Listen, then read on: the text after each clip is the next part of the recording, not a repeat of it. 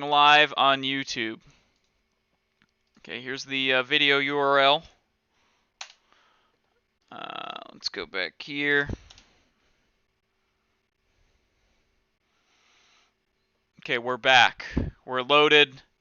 Thank God. I'm going to drop this in the dark side fill fags, just so at least one of them will click the link. Let me just paste this. I'm on lunch break. You know, if you... Okay, got him. Okay, we're live. Hello, people. To the people on YouTube, I am streaming on bitwave.tv, the future of streaming. That is a complete lie. I just lied to you right there. For the people who already listen to me on Bitwave, what we do is we go over past events that have questionable things that happen within those events. I'm going to start the video from the beginning. We're going to have to endure another 7 minutes of this. And I think that's it. So let's see. Soy face. We did it, Reddit! Ah, woohoo! Alright. So we are live. We're live on... Ooh. The feedback is terrible. Cool. We're back. Thank God. Okay. So we're going to start back. The stream's title on YouTube is going to be Alfred Kinseys Dark Research. Alfred Kinsey was a sick dude. He had some very interesting things. He went over a lot of different things that I necessarily don't agree with. The LGBTQ community believes to be him as an early gay rights guy. He was a founding father of sorts. So let me, I just made someone mod. Congratulations. I've added a wrench. So let's go right into the Kinsey. Very excited about taking me there for an interview. You ask, what would the American public say if they actually understood the background to what became the sexual revolution? Do you ever remember your father molesting you with a stopwatch? Yes.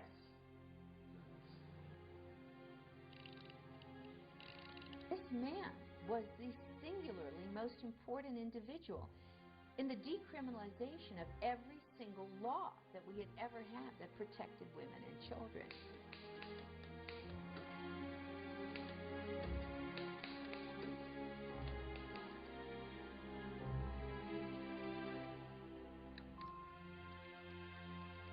You've been unmodded. You have been unmodded. Okay, Carol Kapik, you just lashed out on Carol. That is fucked up. Okay, I don't need no mods in the chat. Mods are not gods. So we don't. This is unreal. I trusted you, Kate Bush, you singer, you, and what you did was you mopped up one of the viewers. Sickening. I thought we were about the truth here, and here you are, mopping up a fellow viewer. I'm gonna boost this. Let's say like six decibels. Let's see if that works for us, Duncan, so you can hear this a little bit better.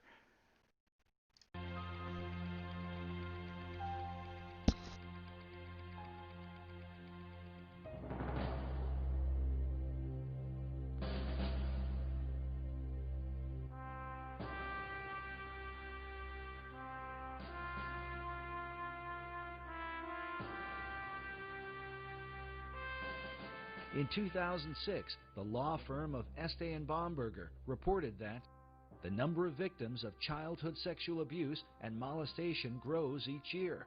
This horrific crime is directly tied to the growth of pornography on the internet. They went on to say that research reveals that 77% of child molesters of boys and 87% of child molesters of girls admitted imitating the sexual behavior they had seen in pornography they had watched. Researchers argue that America's current problem with sexual predators is the fallout from the sexual revolution, a movement said to be inspired by the late Alfred Kinsey and his famous Kinsey reports, first published in 1948.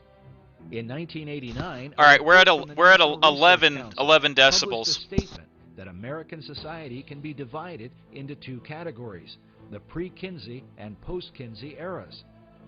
How could one man's influence come to define our culture and produce what some consider the most harmful book in American history?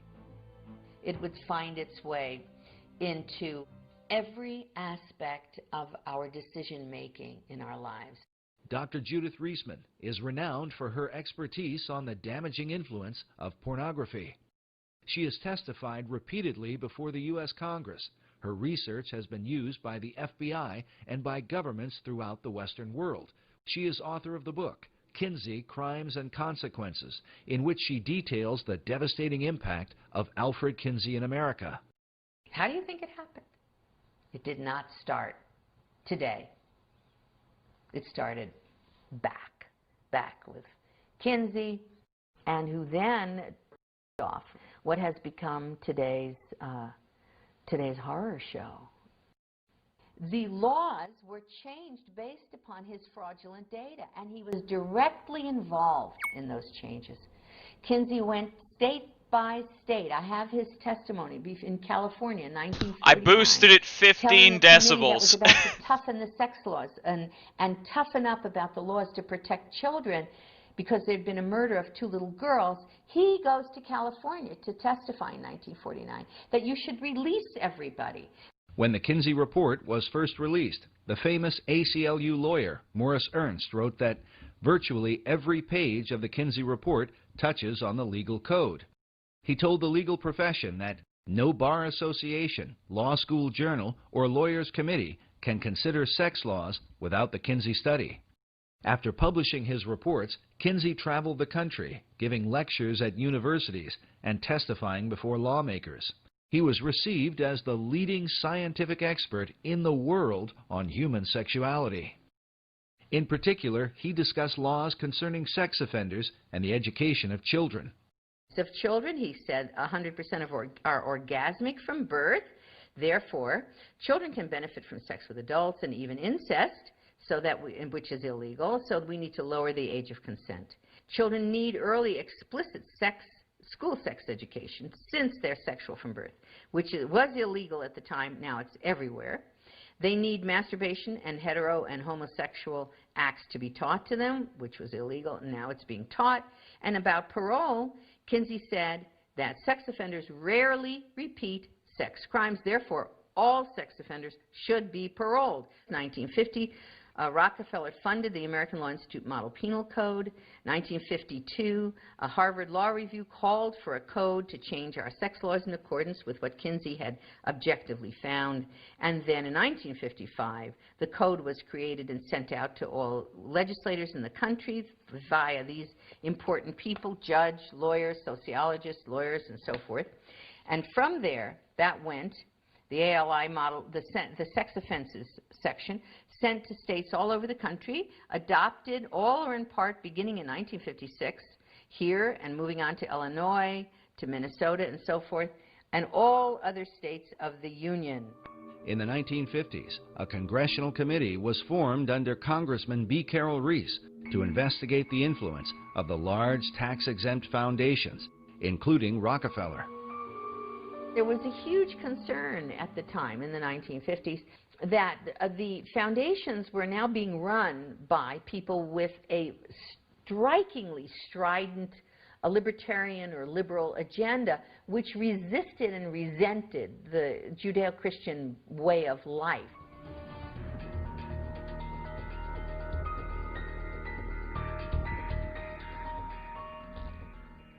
Through the 1930s and 40s, Alfred Kinsey conducted thousands of interviews with both men and women, taking, as he called it, their sexual histories.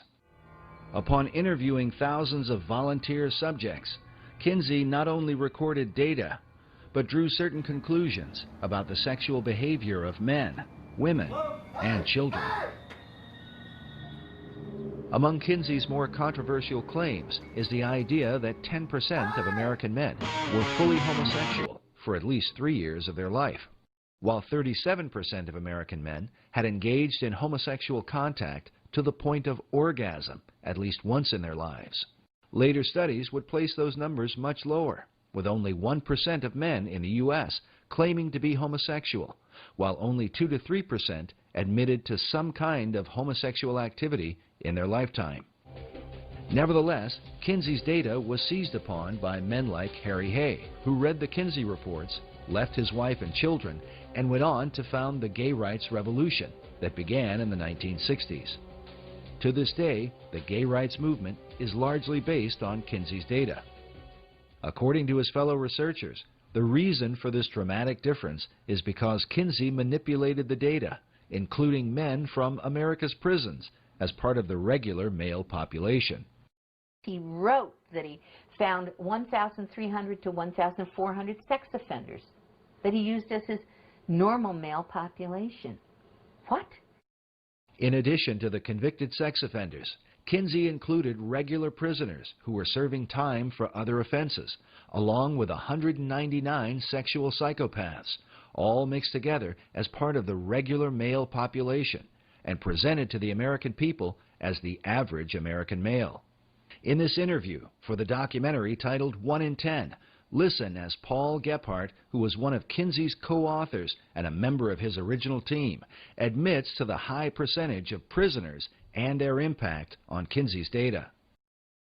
With these poorer, lower educational level samples.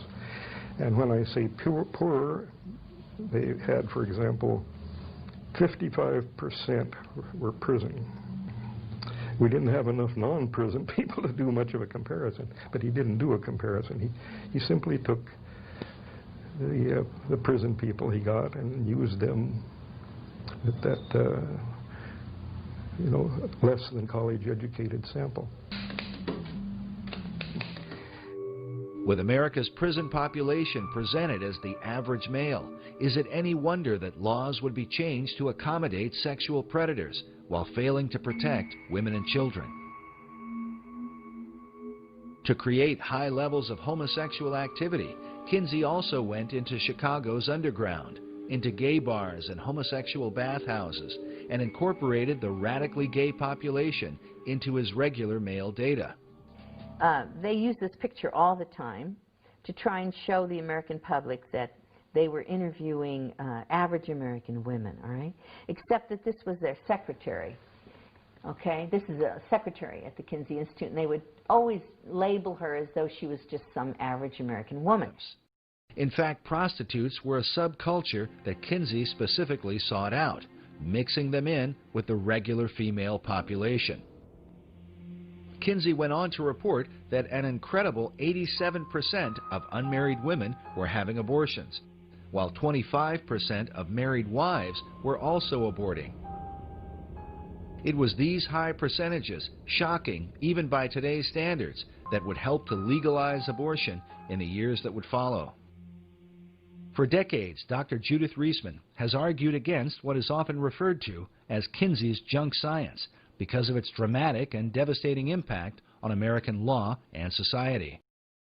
Corrections starts to enact all of this into corrections decisions. In the legal profession and law schools, now Kinsey would be taught as part of a legal structure via the American Law Institute Model Penal Code. That ferrets out into the private and public education, becomes our sex education, is in our American Law Review journals.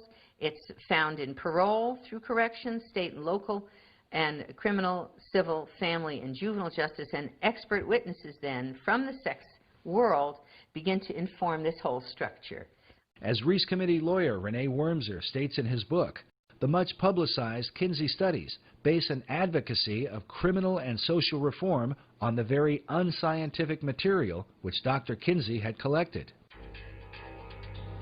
Wormser went on to cite psychiatric historian Albert Deutsch, who said of the Kinsey reports that so startling are its revelations, so contrary to what civilized man has been taught, that they would be unbelievable but for the impressive weight of the scientific agencies backing the survey.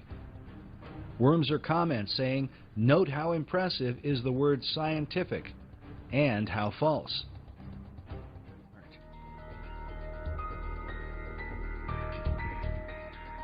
The Reese Committee wrote that it seems to this committee that there is a strong tendency on the part of many of the social scientists whose research is favored by the major foundations toward the concept that there are no absolutes, that everything, including basic moral law, is subject to change, however fundamental it may have been deemed to be under our Judeo-Christian moral system. The puerile doctrine that change is always necessary has led many of these scientists to believe that there are no longer any inalienable rights. They deem themselves justified, with the support of foundation grants, to label their prejudices as truth and to experiment with society. By far, the most disturbing evidence against the Kinsey reports is the information pertaining to the sexual behavior of children. The child sexual data was more fully exposed by Dr. Judith Reisman in the 1980s, who brought the even more disturbing allegation that Kinsey had trained multiple pedophiles to molest children while using stopwatches to record so-called scientific data. Needless to say, the Kinsey Institute today denies Dr. Reisman's allegations. They maintain that all of the child sexual data came from one man, who just happened to keep detailed scientific records of his encounters with children. This lone pedophile theory was developed by Dr. John Bancroft, who became the director of the Kinsey Institute in 1995. Bancroft not only argued that the data came from just one man, but that Kinsey supposedly only got hold of the information years after this pedophile was finished raping kids. This is contrary to Kinsey's own report, in which he admitted to at least 9 pedophiles from whom he obtained information. But in this 1995 interview on Canadian television, Dr. Bancroft says that Kinsey only referred to 3 or 4 pedophiles, and then insists that in reality it was only 1. Listen now as this Canadian journalist seems to get uncomfortable during the interview. Did he make it clear in the report that the conclusions on the sexual capacity of 317 children were based solely on the evidence of one sexual criminal? No, he suggested that it may have been from 3 or 4. I don't think that is a particularly important difference. Kinsey... But isn't that conspicuously misleading? I think he was misleading. I think that he I'm sorry, you don't think he was misleading? Forgive me? Yes, I think he was misleading, but I don't think it was a misleading of any consequence. He was concerned about his maintaining confidentiality. Throughout his volumes, he tended to avoid drawing attention to any particular individuals. It's not significant that the conclusions of a study on the sexual responses of children come solely from a man who really has who's a deviant? Doesn't he have a skewed perception of child sexuality? Well, that was just one type of evidence. Next, the journalist asks why it took so long to discover that the information came from a single pedophile rather than multiple pedophiles, as Kinsey had reported. Bancroft's only answer is to say that he worked it out once he became the Kinsey Institute director. Why did it take so long to set the record straight? When I got to the Kinsey Institute and these accusations were continuing, some people were expressing, some otherwise reasonable people were beginning to worry about these accusations and saying, well, now, how is it that if he's got information from 3 or 4 men, he can standardize it in such a way that it goes into a table unless somehow or other he's trained these men to make these observations. People were beginning to express that concern, therefore I decided to look more closely at the source of information, and that's when I realized that actually, as far as those tables were concerned, the information all came from this one man who had been collecting this information in an extraordinarily methodical way throughout his life since about 1917. And you knew of this for how long? That it was that Kinsey was misleading in this?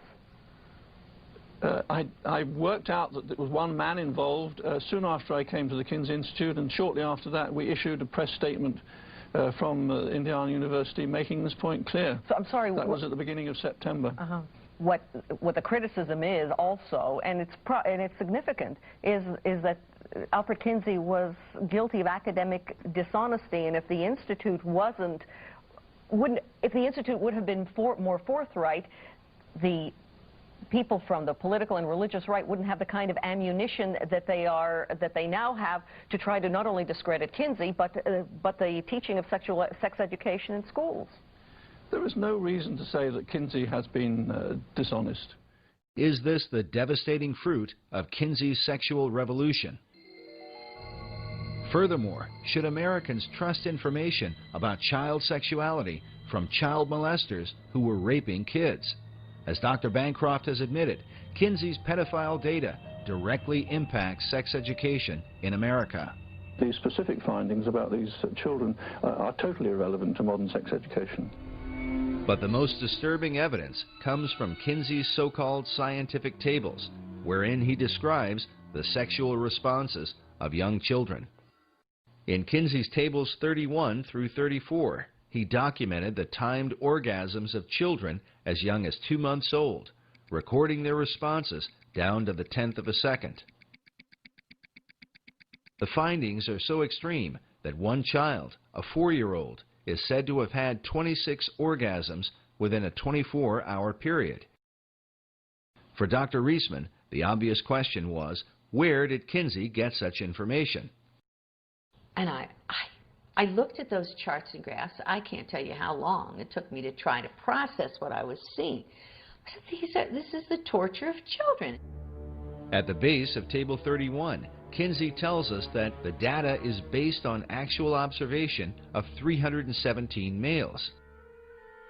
Then on page 177 of the male volume, Kinsey writes, orgasm is in our records for a female babe of 4 months. But how would anyone recognize such a response in a young child? Kinsey wrote that among pre-adolescent boys and among younger females, orgasm is not so readily recognized. And so I said, what did this man, this Kinsey, call an orgasm? Right. I mean, it's an obvious question, isn't it? I mean, first of all, this was not possible, but second of all, what did he call? Well, I saw he documented it on page 160 and 161 in Kinsey's book, Sexual Behavior in the Human Male. He described specifically what he called an orgasm amongst these children.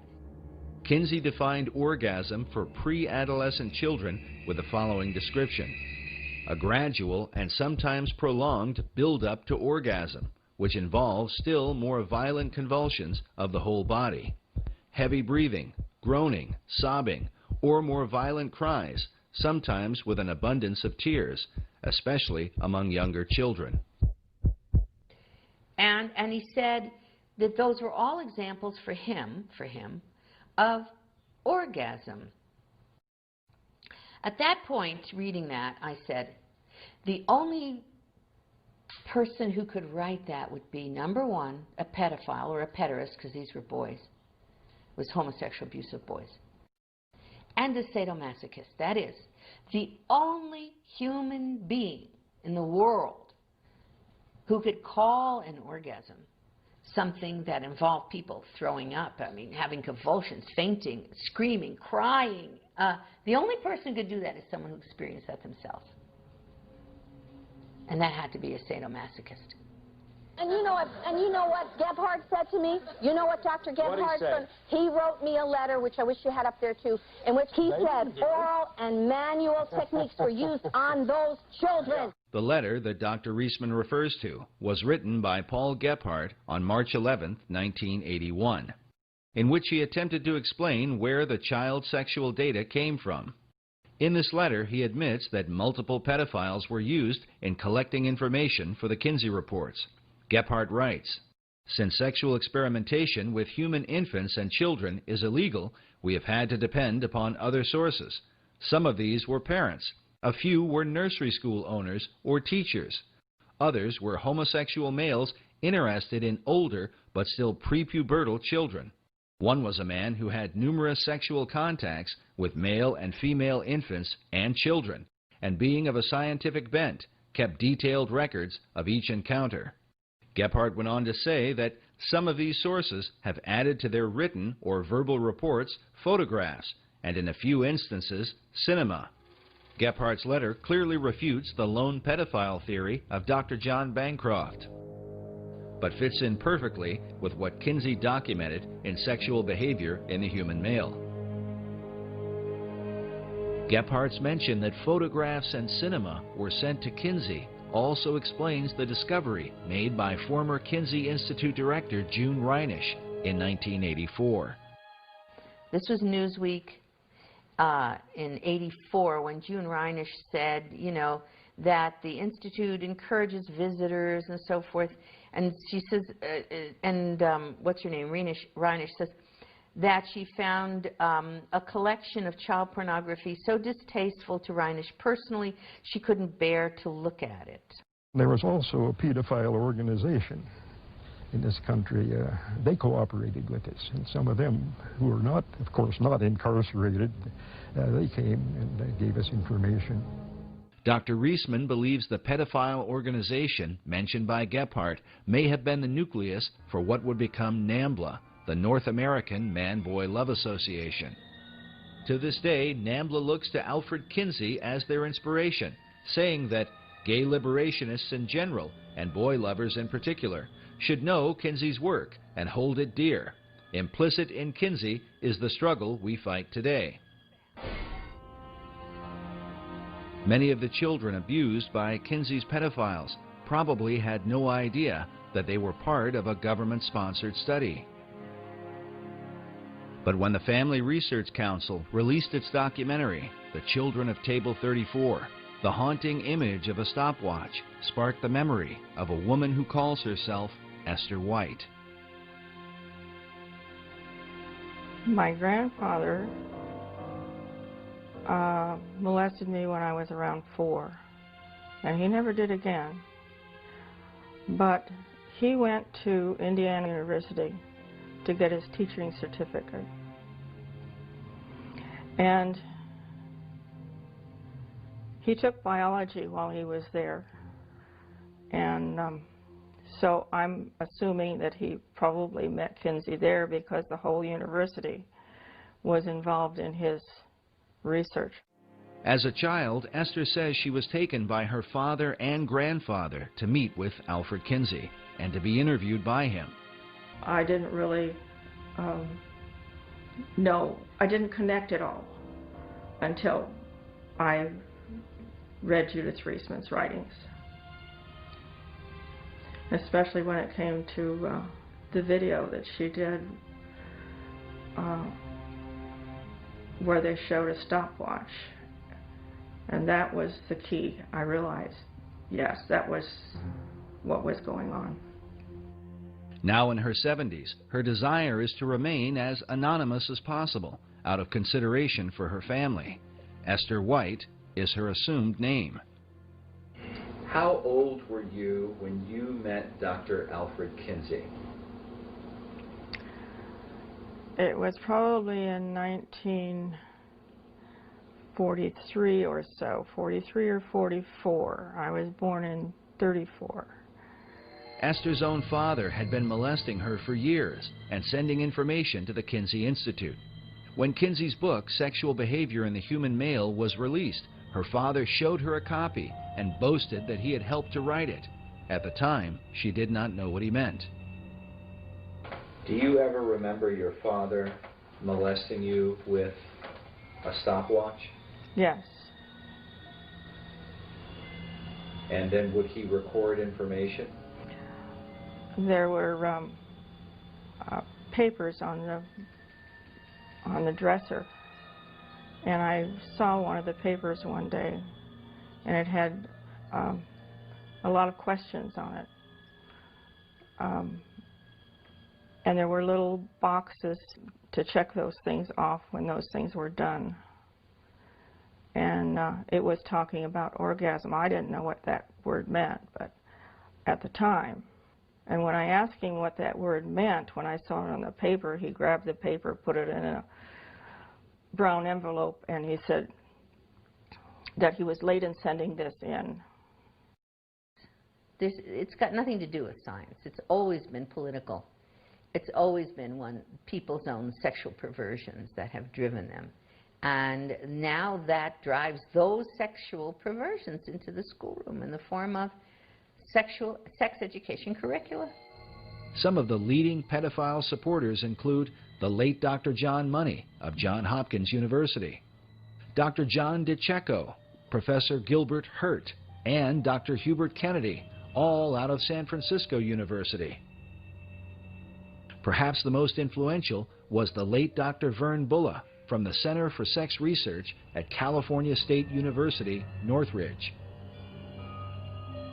Each of these men have either been editors for or have appeared in the Netherlands publication Paidica, the Journal of Pedophilia, a pseudo-academic journal specifically dedicated to normalizing and ultimately legalizing child molestation in society.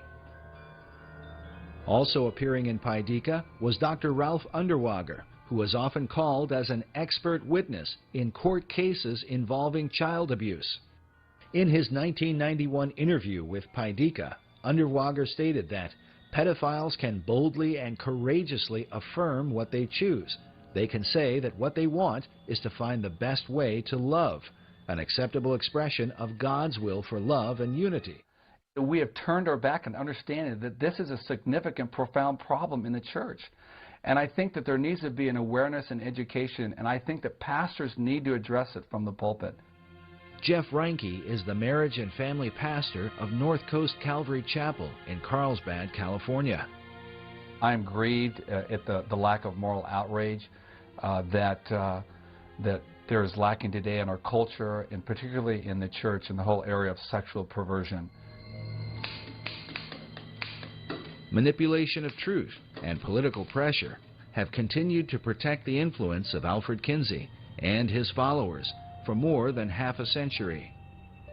In the 1980s, the Reagan administration developed a commission to investigate the influence of pornography. The Department of Justice brought in Dr. Judith Reisman, who initially wanted to investigate Kinsey along with the images in Playboy, Penthouse, and Hustler.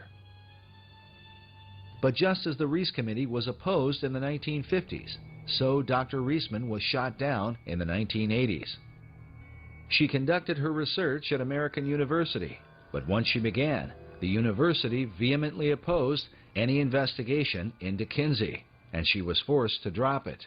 The president of American University at the time was Dr. Richard Berenson, who was later exposed in a sex scandal involving a series of obscene phone calls in which Berenson claimed he had a 4-year-old girl that he kept as a sex slave down in his basement. The calls were eventually traced to his office at American University. Berenson was exposed as a pedophile. And I spoke with a lawyer later, and it turned out, of course, he had pornography in his drawers. They cleaned out the office, got rid of the pornography, though they found out later, the lawyer did, that it had been there.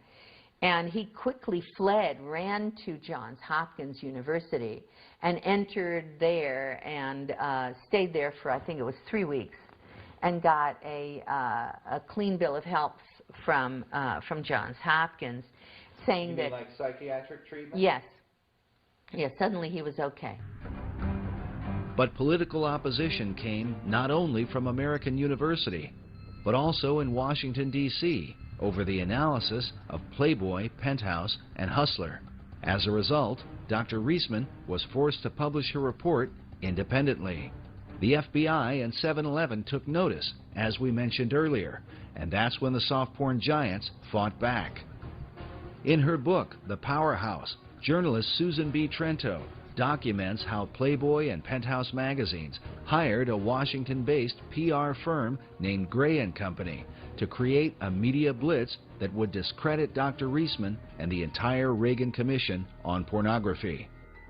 Because of the controversy, it would be a decade later before Dr. Reisman's research would be officially embraced by the Department of Justice. In a letter written by past administrator Robert Sweet, He says, while the massive affluent sex industry has employed nearly every technique in their arsenal, short of violence, to stop Dr. Reisman's work, they have not shown her findings to be incorrect or methodologically flawed in even the smallest detail. Dr. Reisman has for years argued against the harmful impact of the sex industry on America's children. Many of the PhDs who teach in our universities have not only been associated with the Journal of Pedophilia, but have also served as the board members for pornographic magazines like Penthouse Forum. These are the people who have designed the programs for sex education in America. Because Kinsey chose to define the pain and suffering of abused children as orgasm, he then argued that children were sexual from birth and should be taught about having sex as soon as possible. While most who promote the programs probably don't know it, this thinking is what lies behind the idea of teaching sex education to kindergartners. I remember him using this in his campaign against me, saying Barack Obama supports teaching sex education to kindergartners. And, you know, which I didn't know what to tell him.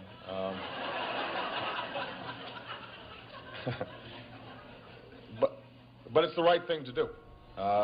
You know, to provide age-appropriate sex education, science-based sex education, science-based sex education in the schools.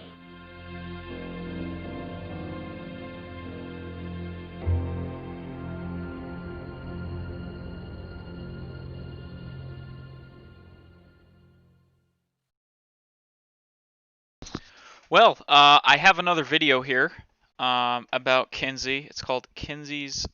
It's like Secret Life, Kinsey's Pedophiles. So let's pull that up. I just DL'd that. Took a little bit to get. Let's see if it works. Okay, alright, excellent.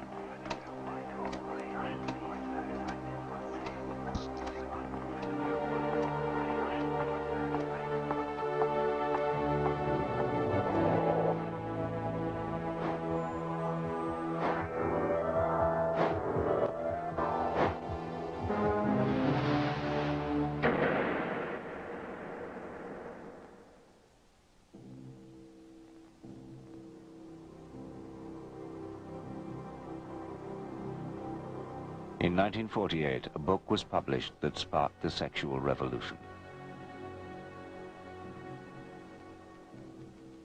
Unnoticed within it were the details of the sexual abuse of several hundred children.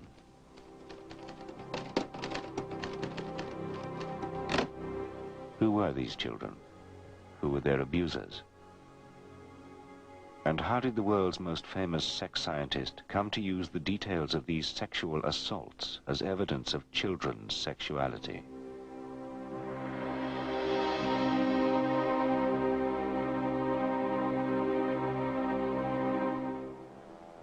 Professor Alfred Kinsey was the father of the sexual revolution. From 1948 to 1956, he traveled the world, advising governments how to modernize antiquated sex laws. From Britain, where he advised the Wolfenden Committee on Homosexuality, to Europe and America, his advice was key to updating sexual attitudes. In 1948, Kinsey published the first scientific study of what people do in bed. Sexual behavior in the human male took the world by storm.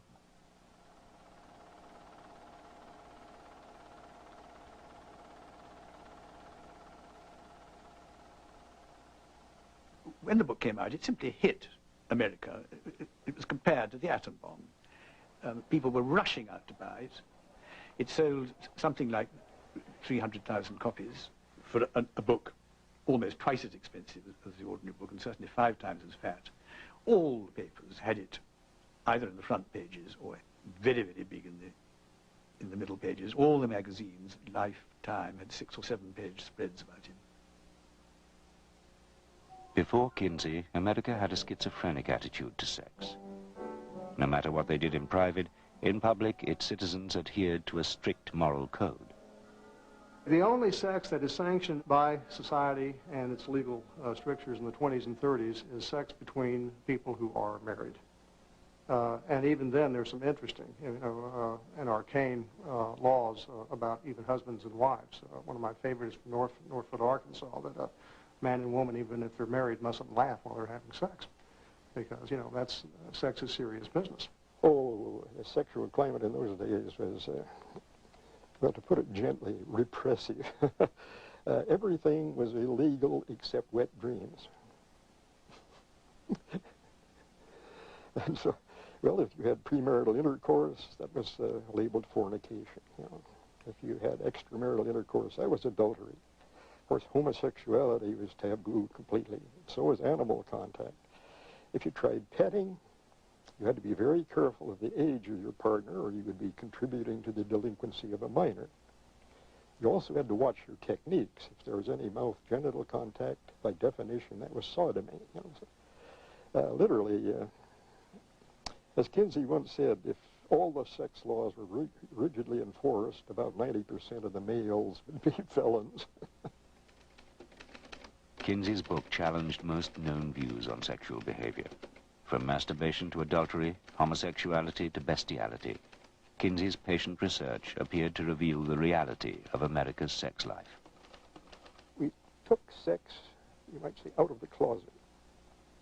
We made it possible to discuss sexual matters in the home, in the office, in schools, and even in the media.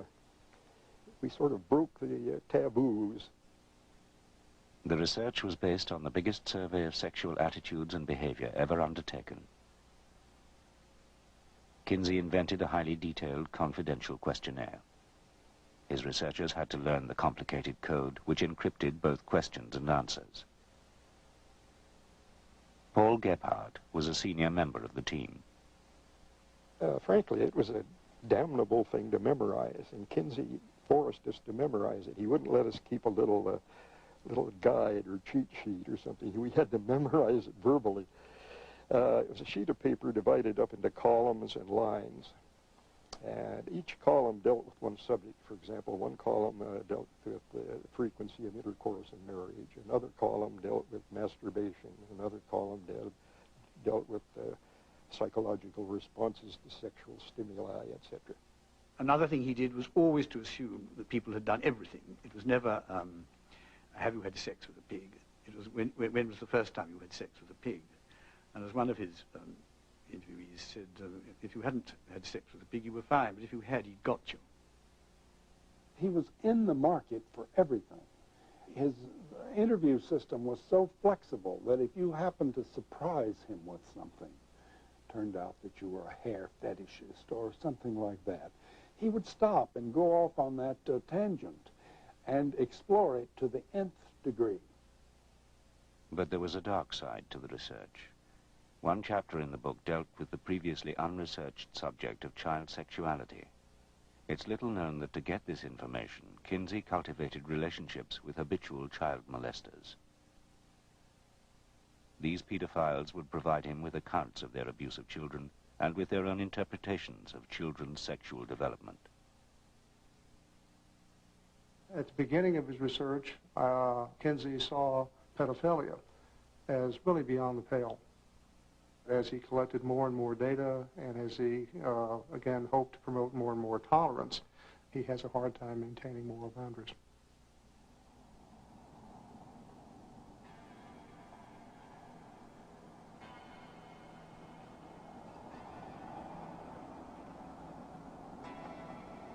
In June 1944, Alfred Kinsey left Indiana on an 1,800-mile trek across the southwestern United States.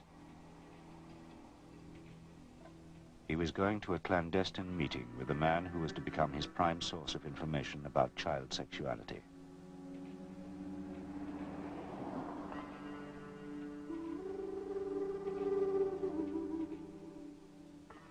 This individual was, I suppose you might say, his interest in sex was his main hobby in life. Anything was a sexual object for him. He was interested in having sex with men, women, and children and animals And he just was curious to see what would happen.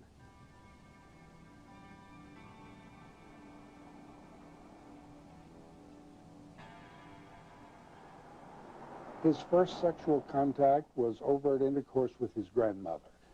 He had looked up his family tree. There were 30, I forget how many, 33 or 38 members.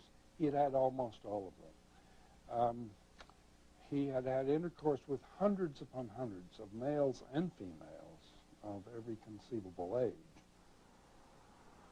My memory is that it exceeded 600 for both boys and girls, and we haven't yet got to maturity.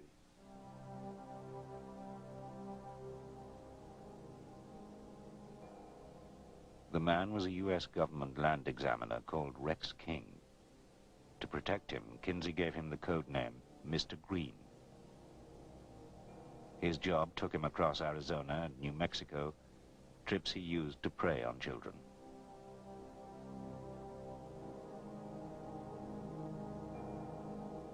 He molested at least 800 boys and girls, recording the details in explicit handwritten diaries.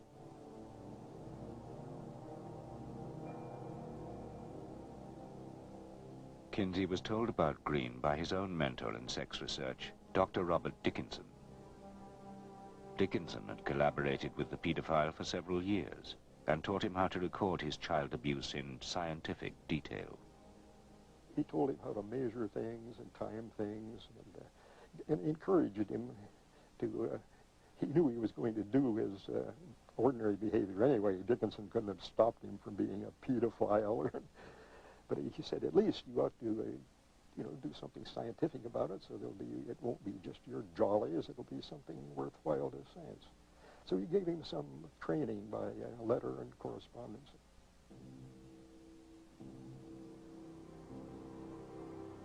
Experimented with baby. Penis 1.7 inches by 3 inches. Stiff immediately. Throbs in 3.5 minutes. Green's diaries were a highly incriminating record of 20 years of sexual abuse. But Kinsey was tantalized by the prospect of so much unique data.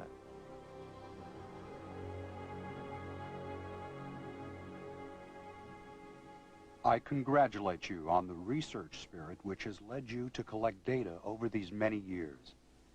Everything that you've accumulated must find its way into scientific channels. Kinsey worshipped data. Anyone who could contribute to his aggregate data had a very high place in his, pantheon of heroes. And when Kinsey learned about this material, he saw it as a gold mine, as a scientific gold mine that would provide information in an area about which science knew very, very little. Kinsey met Green at a secret location in Arizona. Because of the illegal nature of their contents, Green had buried many of his diaries in the desert. Kinsey persuaded him to retrieve them and pass them on to him.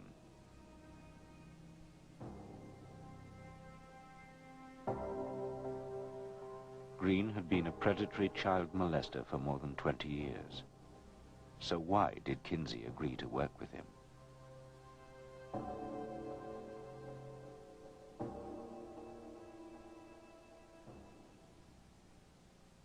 Clarence Tripp was one of Kinsey's closest associates. Even today, he defends Kinsey's involvement with the pedophile. Green was actually extremely conservative in all kinds of ways, and we know that for sure, because he had, you can get into trouble in a flash if you have any kind of, even tickling, any kind of sexual contact whatsoever. With the child, because all you need is one whimper out of the child. You don't even need a formal charge to put you in the jailhouse. Well, here's this man with hundreds of contacts. There was never a charge against him.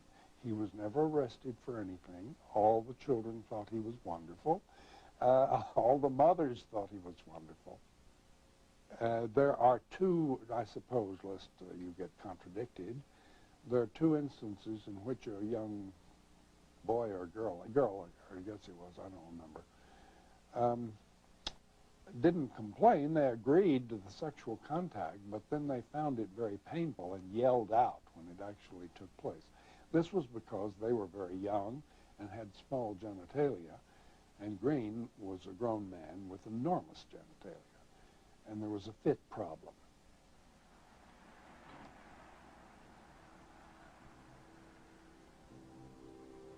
For the next 3 years, Kinsey corresponded regularly with Green. In 1948, he would publish large sections of Green's diaries in his first revolutionary book on human sexuality. But rather than presenting them as the claims of a self-confessed child abuser, Kinsey put them forward as the first ever scientific proof that children were sexual beings from birth.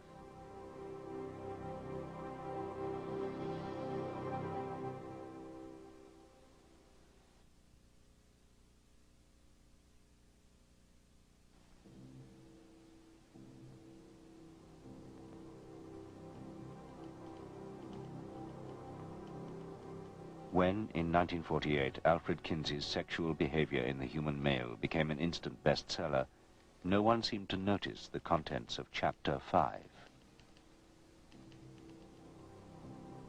In it, Kinsey reproduced sections of the pedophile diaries he had received from Mr. Green.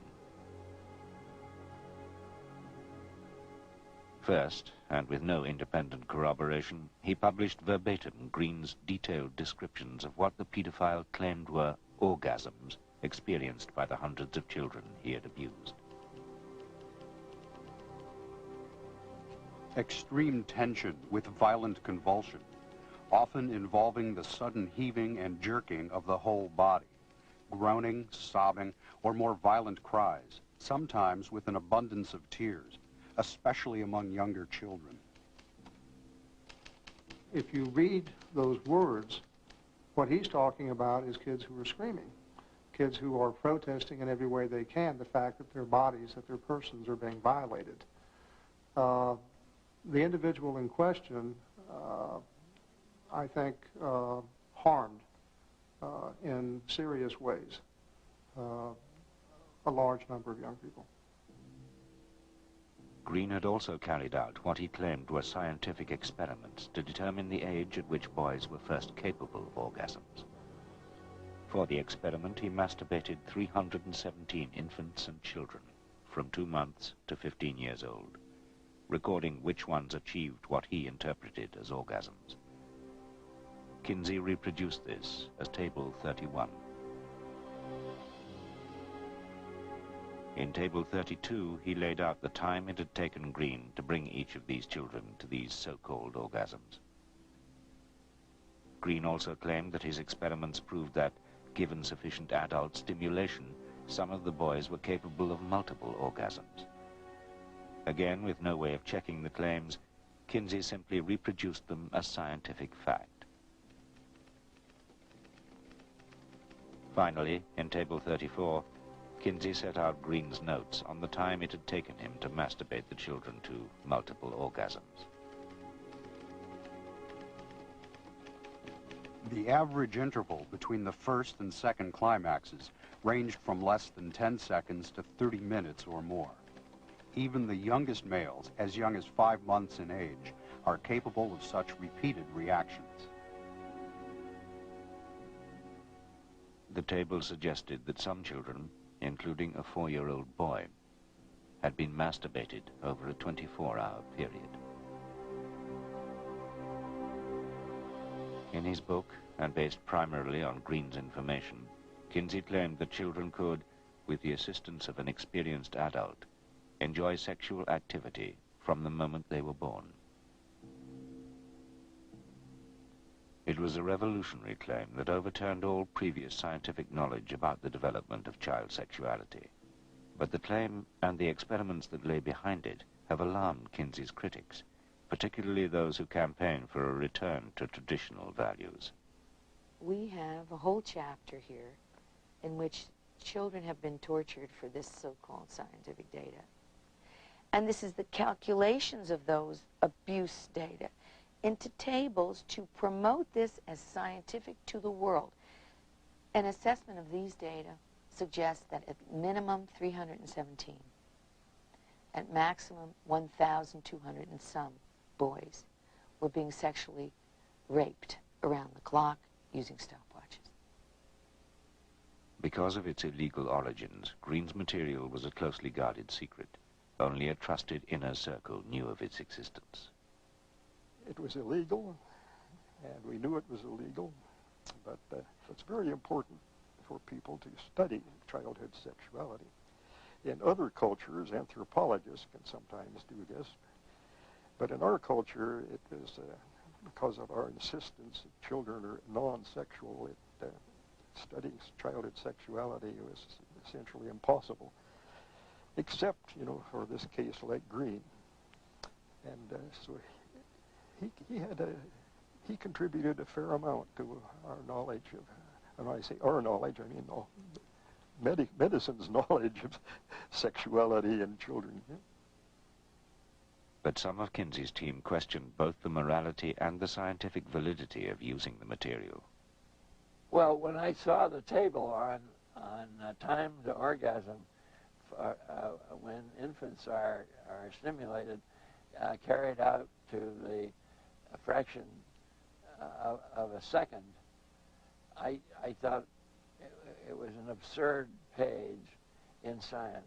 But to actually stand there with a stopwatch and have somebody or oneself stimulate the infant and time it to the split second was simply so gross that I didn't feel it had a place in a scientific book. Remember that Noah, who I've never met, was he's a very upstanding kind of man. He was damaged in childhood with all this morality.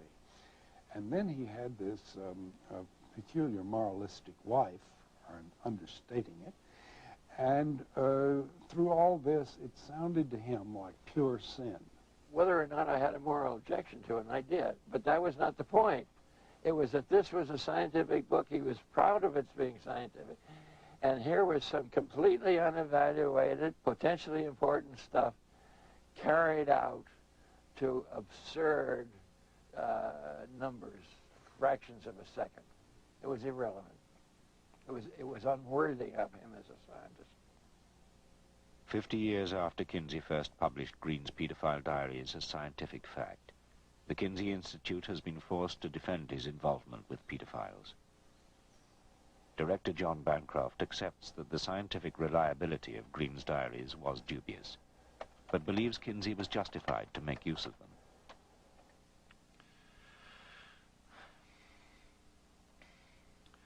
Kinsey made it clear in his writings that he saw his task as finding out as much information about sexual behavior as he could.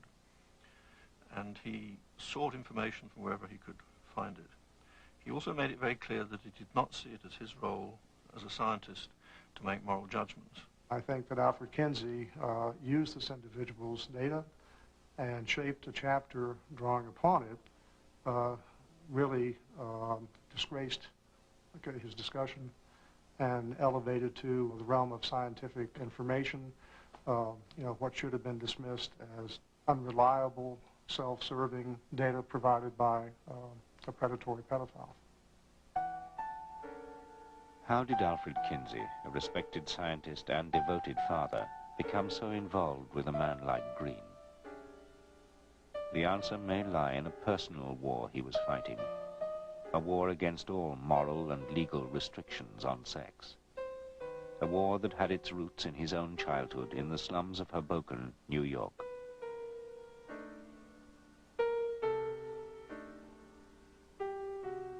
His parents were very poor, and Kinsey's life was dominated to begin with by poverty, very religious, repressive, not just sexy in every way, drink, smoking, Methodist religious background. The family was almost friendless. They were so religious. There are examples of him praying to be allowed to stop masturbating. He remained religious until into his 20s. He then lost his religion, and he turned with fury on religion. He thought it was hypocritical. The repression, the frustration, sexual frustration he'd experience as a result of his father's strictures, that anger remained with him all his life. Kinsey's close colleagues believed that this anger fueled his research. To carry out the research, Kinsey believed his key staff needed personal experience of a wide variety of sexual behavior. To ensure this, he encouraged them to have sex with each other. One night, Kinsey said, "Why don't you come down to my room?" So I went down, and I immediately felt some tension in the air, which was quite different from anything I had experienced with him before. And it suddenly occurred to me that Kinsey was preparing to offer me the opportunity to have some homosexual experience. And I said, "I don't think I want to participate in this, and please excuse me," and I walked out the door. But Kinsey's interest was not solely scientific. He had discovered that he was increasingly sexually attracted to men and had begun to live a double life. In public, he appeared to be a happily married, respectable academic. In private, he sought out homosexual encounters. But these were illegal, and he was forced to keep them secret. On the one hand, he had a wife, he had children, he had a career as a respected college professor. On the other hand, he had sexual needs and desires that could not be met within the confines of middle-class morality. That made him, of necessity, cultivate two kind of parallel existences. The one the world saw, the one that was private, sovereign, and known only to himself. So when he builds a staff in which there is some wife swapping, when he builds a staff in which there are some gay contacts, he's doing it, I think, out of needs that are both professional and private. To satisfy these twin motives, Kinsey secretly commissioned a series of explicit sex films involving his staff and outside volunteers. Clarence Tripp was his first photographer and became one of his closest confidants. I was a photographer from 20th Century Fox, and he said, "Oh, among other things, do make me some movies. I need 2,000 orgasms." Of course, we never got to 2,000, but we got to hundreds. The types of behavior filmed kind of run the gamut. There was a lot of just heterosexual copulation. There was masturbation. There was also more than a little masochism filmed at the Institute. Kinsey, I think, wanted to use these films to study and to learn and to observe. That motivation was certainly there. I think also Kinsey has a personal interest in seeing the filming take place. For him, it's both satisfying emotionally, and it's also important scientifically that the filming take place. But Kinsey had begun to realize this type of sex research would take a heavy toll on both him and his staff. When Kinsey first hired me to do pictures, he said, "I want to warn you of something. As soon as we get you to photographing sex every day and paying attention to sex, right, left, and center, pretty soon nothing will turn you on. Nothing in the area, nothing visual will turn you on, because you'll lose all those sensitivities." As he immersed himself ever deeper in human sexuality, the effects on Kinsey were becoming difficult to hide. Torn between the demands of his public image and his private sexual needs, his behavior became increasingly self-destructive. A strong association developed in him that in order to have sexual pleasure, he also had to pay for it in pain. Kinsey, on one occasion, circumcised himself with a pocket knife without anesthesia or anything else. That, to me, is an act of a desperate man.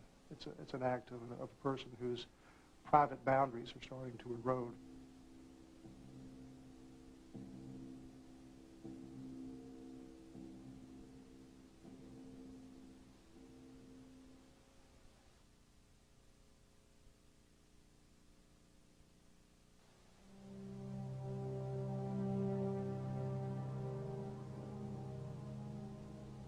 In 1947, Kinsey sent the final proofs of his chapter on child sexuality for approval by the pedophile he codenamed Mr. Green. Much of it came from Green's child abuse diaries, which has called into question its value. The fact that it's only one person in itself weakens its scientific value, but doesn't remove it. We've known of a few people of this kind who have kept detailed recordings of their sexual exploits over a long period of time. To some extent, they may feel that they're justifying their sexual behavior in the process of documenting it. And I think one has to be rather cautious about accepting their information just at face value. Kinsey's critics say that whether or not the material was scientific, he should have reported Green to the police. But the Kinsey Institute rejects this. It's inconceivable that one could do research in that way, give people guarantees of confidentiality, and then when they've given you the information say, well, I'm afraid I'm going to have to report you to the police. That would be immorality in my book of the highest order. Some of Kinsey's other defenders claim that Green had long ceased to be an active child abuser by the time he met Kinsey, and so there was no need to report him to the police. But the Kinsey Institute refuses to release Green's diaries, which could corroborate this. Only trusted Kinsey supporters are allowed access to them. By convincing them that I was not against Kinsey, but concerned to find out what he was really like, and as they got used to me and realized that I was honest and sincere, I did finally get into, I think, everything I could reasonably have expected. But Jonathan Gaythorne Hardy's notes, taken during his access to Green's diaries, suggest that the paedophile was sexually active until 1954, more than 10 years after he first met Kinsey.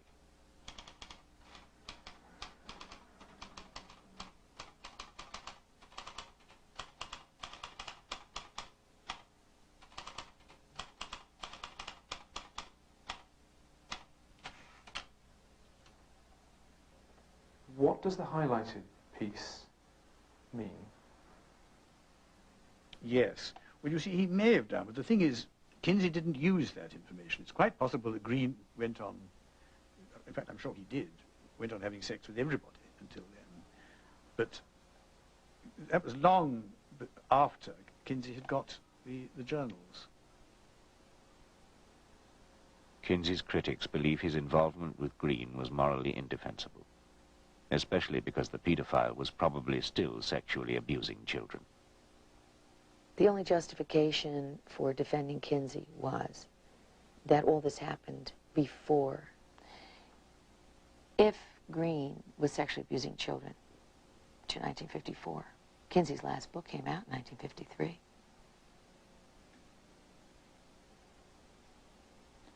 That certainly would mean that all of that violence and all of that abuse was going on throughout the entire time Kinsey was collecting these data. Wouldn't it? Green was not the only paedophile providing information to Kinsey. We got them in prisons, a lot of them, because we had the prison records of these people. So we'd say, give us a list of everybody in San Quentin who's sent up on pedophilia charge, and we'd go after them. So we got a lot that way. Then there was also a pedophile organization in this country. They cooperated with us, and some of them who were not, of course, not incarcerated, they came and gave us information. Not all of the pedophile information arriving at the Kinsey Institute in Indiana came from within America. There was a man in Germany who was a pedophile, and he wrote Kinsey. And he was interested in information about pedophilia, and he offered his own case history. Of course, Kinsey couldn't go to Germany to get it, but he wrote him questions in a letter, and they carried on quite a correspondence. And we were learning some interesting things about pedophilia in Germany, you might say. The pedophile was Dr. Fritz von Baljusek, a former senior Nazi Party official. Before the war, he had been a stormtrooper. During the war, he had commanded a ghetto in an occupied Polish town. During all this time, and in the years that followed, he sexually abused hundreds of pre-adolescent girls and boys. He recorded the details in pseudo-scientific diaries in which he claimed to have masturbated and penetrated the children to assist their sexual development. At Kinsey's request, von Balyasek sent his diaries to Indiana. But then one of his victims was murdered. So the police were looking for pedophiles, and they ran across him and decided he was probably the murderer. And so as they went through his possessions, they found in his correspondence with Kinsey. So they said, aha, Kinsey must know all about this man. We've got to have Kinsey's testimony and whatever records this man sent to Kinsey. So they got Interpol, International Police on the thing. And they even involved the FBI and some other, and they put an enormous amount of pressure on Kinsey to reveal this guy's, this stuff he sent. And he was also keeping a sexual diary, and they wanted his diary badly. And Kinsey said, absolutely not. This is completely confidential, and you're not going to get it. We'll destroy it before we let you have it. Von Balyasek was never charged with murder, but he pleaded guilty to sexually abusing more than 30 children. At his trial, the judge criticized Kinsey for failing to report such an active pedophile to the police. It is a criticism the Kinsey Institute rejects. I think people have got to ask themselves the question, do they believe that research into sexuality should be done or should not be done? Particularly research into sexuality which might be, in some sense, illegal. But if the cost potentially is more children at risk of abuse, can that cost be justified? Consider the cost of remaining in ignorance. Unless we know about these behaviours, we'll be in a much worse position than if we have more information about them. That was Kinsey's view. John Bancroft is adamant that Kinsey never did more than accept reports from paedophiles on their sexual activity. Kinsey didn't ask anybody to carry out any particular form of sexual behaviour. He simply asked them to let him know of their experiences that they'd had. But at von Balyasek's trial, an exchange between the judge and the paedophile seemed to suggest otherwise. The judge said, I had the impression that you got to the children in order to impress Kinsey and to deliver him material. And von Balyasek replied, Kinsey himself asked me for that. If the judge's impression was correct, and if von Balyasek was telling the truth, it would be evidence of Kinsey's involvement in ongoing child sexual abuse. It tells me that von Balyasek, who was not a sex researcher, got his directions as to how to do the, quote, scientific part of the research from Dr. Kinsey, that he was directed. Over the years, people have used their contacts with Kinsey in a variety of ways, and it's not surprising that if someone's being charged with an offence, if they can bring Kinsey's name in, they will do, in the hope that it might mitigate their case. But Kinsey was not responsible for what that man was doing, nor did he encourage it. The key to resolving Kinsey's involvement with child sexual abuse is in von Balyasek's diaries, but the Kinsey Institute refuses to release them. However, for more than 15 years, Kinsey appealed to people of all sexual orientations to send him information. In at least some of these appeals, he seemed prepared to give instructions on how to record their sexual activity. Persons who have kept calendars or who are willing to begin keeping day-by-day calendars showing the source and frequency of their sexual outlet are urged to write to us for instructions. So many people responded that the Kinsey Institute has never been able to catalogue their material, and today has no idea who sent in which diaries. But the Institute says it has long been expecting to hear from someone claiming to be a victim of Kinsey's pedophile correspondence.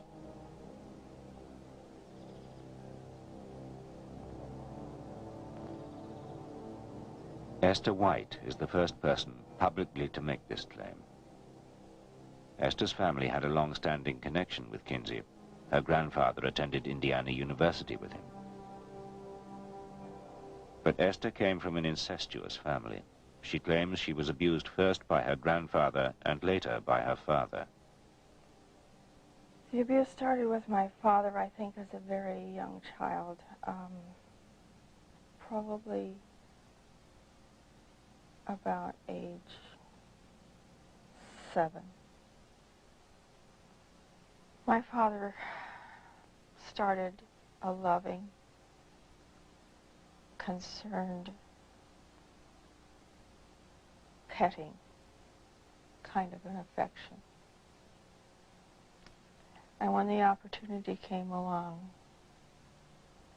he took the opportunity to turn that from affection into what he called affection and love, into a sexual relationship, intercourse, oral copulation, ugly things that I don't like to talk about. Based on what her father told her, Esther believes he was one of the pedophiles who provided information to Kinsey.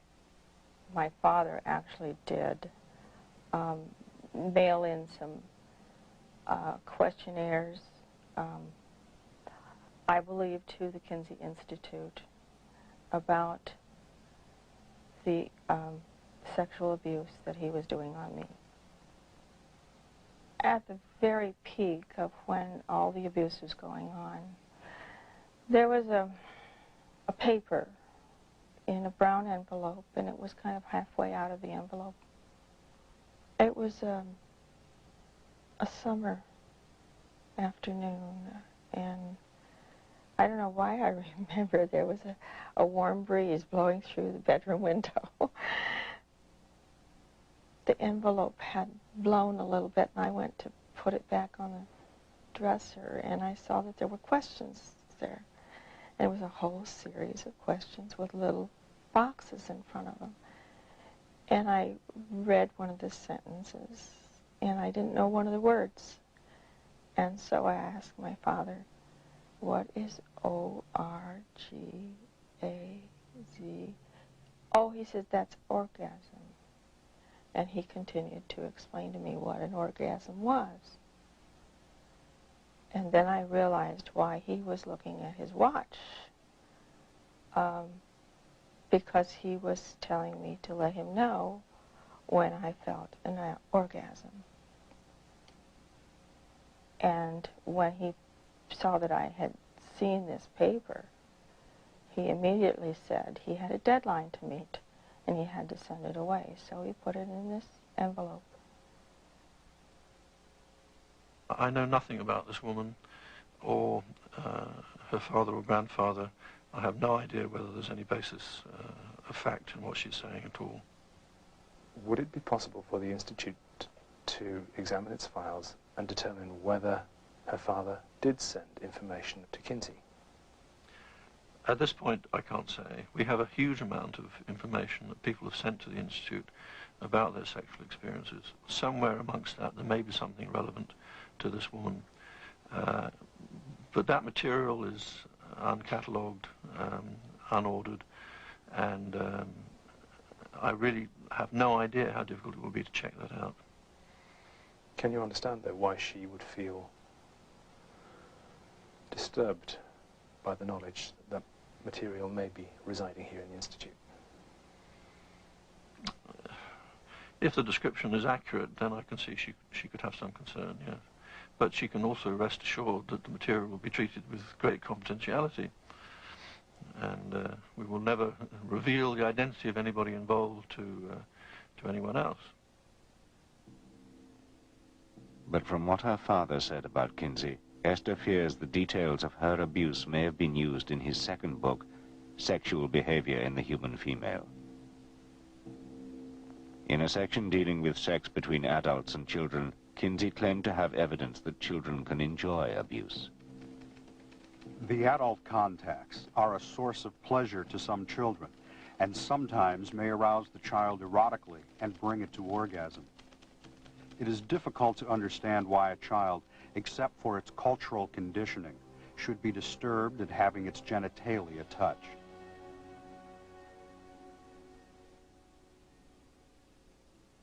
But for Esther, some memories are so painful they stand out even 50 years later. My school was going to have a little operetta. When I got on stage, I was so scared because I knew what was going to happen on the way home. My father put me in the back seat and, of course, continued to sexually abuse me. But I looked out the back window and there was a gorgeous, beautiful moon and stars. And it's very difficult to say it.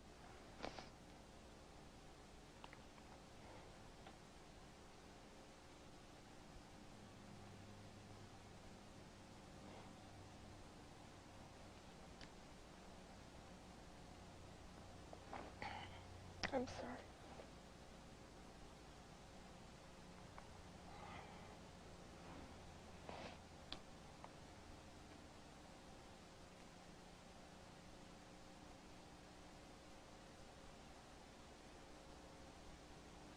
It was a very painful memory to remember.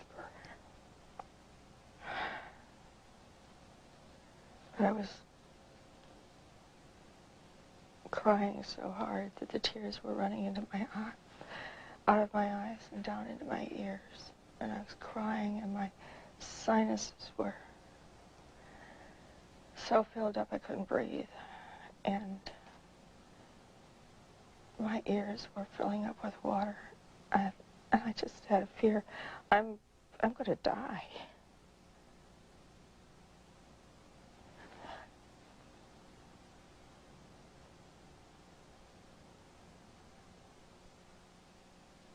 Surely the way to get information on children's sexuality is not by asking men who have a vested interest in saying children are sexual and they enjoy being sexual. Nobody has said that the best way of getting information about childhood sexuality is by talking to paedophiles. Kinsey didn't say that. He simply reported some information of that kind because he thought it was worthy of consideration. Based on Kinsey's writings, he approved fully and wholly of adult-child sexual interactions, what he called play or interactions. Not only that, he recommended that adults could effectively aid children in better sexual lives by giving them quote-unquote orgasms at a very early age. Without help from more experienced persons, many pre-adolescents take a good many years to discover masturbatory techniques that are sexually effective. It is probable that half or more of the boys in an uninhibited society could reach climax by the time they were 3 or 4 years of age. In his final years, Kinsey would testify before legislatures and courts that pedophilia was a less dangerous problem than public intolerance of it. Kinsey said some of the most brilliant things imaginable about that. Pedophilia is an almost non-existent kind of crime, and the thing that he hated most about it is that people use words like child molestation. What is that? Nobody knows. Abuse of children, are they talking about bollocks them against the ear or hitting them with a stovepipe? Are they talking about tickling them a little? Are you talking about fondling? You're going to put fondling and death attacks in the same group? As Kinsey said, by this kind of paranoia, you do the child more damage for life than all the pedophiles in the world would do.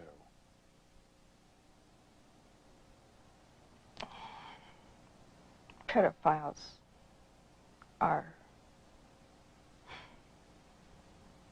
very sad people. I think the fact that they're even taking the information from a pedophile perpetuates the abuse. It glorifies it to that pedophile. Esther White wants an independent inquiry into Kinsey's involvement with pedophiles, and an investigation of the child abuse diaries still locked inside the Institute. Those archives need to be opened up so people can understand that if they feel they were connected with the Kinsey Institute, that they can go back and know for sure.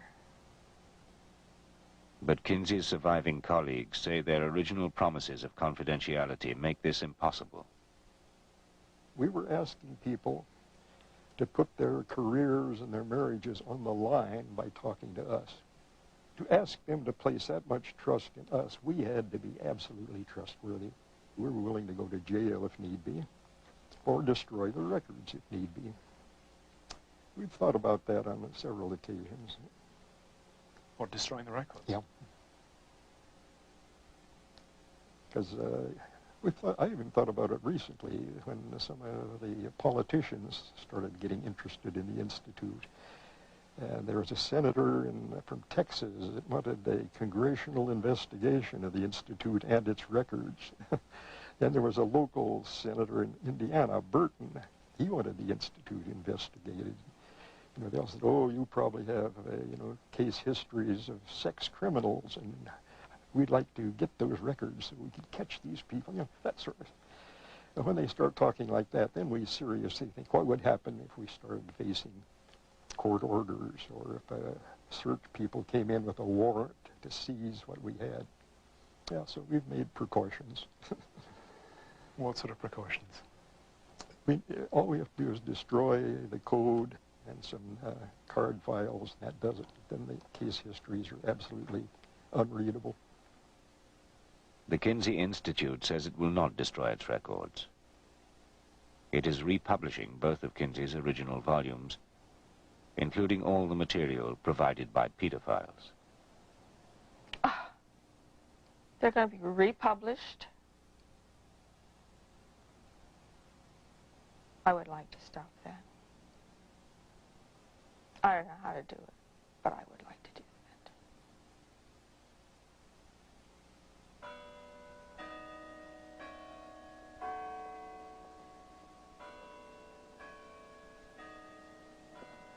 They used me, and they used those children. And that's a terrible way to feel that you've been used for a lie.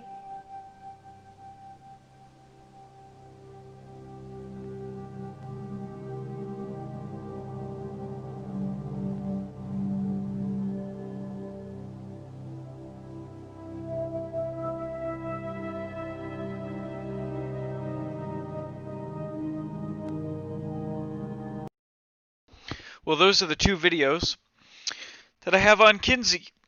Oh, man, and let me tell you what, he is one sick fuck. One sick fuck. If you don't think after those two videos that Alfred Kinsey was a very sick guy, I don't know what to tell you. I really don't know what to tell you.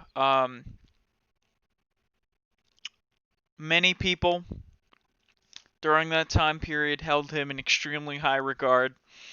One of the things that I wanted to point out was that earlier they said that the guy who had interactions with over 600 kids or something like that, that he stopped talking to Kinsey at a certain point and stopped doing it after he finished the research, but he continued to molest these kids after the research was done. And what I don't understand is, if Kinsey didn't know that this guy was molesting kids, why did he train him to use a stopwatch, and air quotes, make what he was doing scientific? You know, the individual who was writing down the results, there's no way that he'd be able to put any of the results from memory, which means that moving forward after he met Kinsey, that he continued to conduct the experiments on children. So, with that in mind, I think that's all that there's really to say about Kinsey. You know, but one of the guys that was in the documentary saying that the guy who commented on the infant orgasm thing, saying that the data is completely preposterous, and he called that guy and his wife a moralist. Like, it's like, oh, okay, so nothing's wrong. There is nothing wrong, and you should just be able to do whatever you want in the name of science. That's some pretty different logic there. But that's that. I'm gonna pull up a couple articles here. I'm gonna minimize this, move this over, and let me shrink this. And we're gonna look at some articles from LGBTQ Nation. This one is called LGBTQ Nation: How Alfred Kinsey Armed the Early Gay Rights Movement with Research. Did you know that he armed the gay rights movement with research?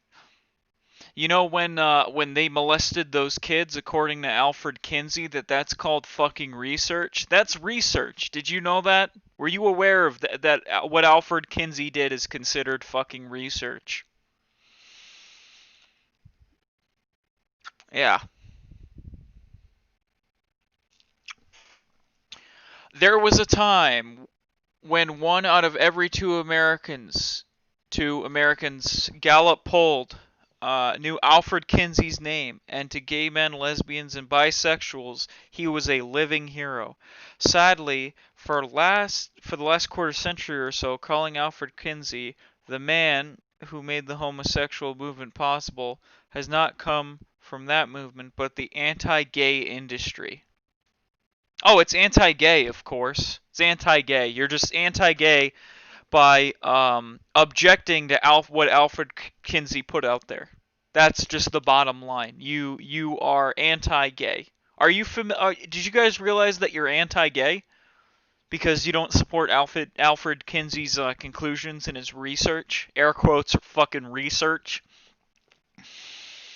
On June 27th, the late bisexual Indiana University zoology's professor's name was finally immortalized, where it should have been a long time ago, in New York's Stonewall Inn. He now appears along with Harvey Milk, Eddie Windsor, Jose Sarria, Christine Jorgensen, Bayard Rustin, and others among the 50 individuals on the permanent national LGBTQ Wall of Honor, honoring pioneers, trailblazers, and heroes.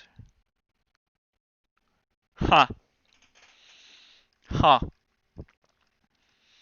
Kinsey's role is traceable to the birth of the gay rights movement in the United States after the first effort by Henry Gerber and his Society for Human Rights was smothered to death by authorities in 1925.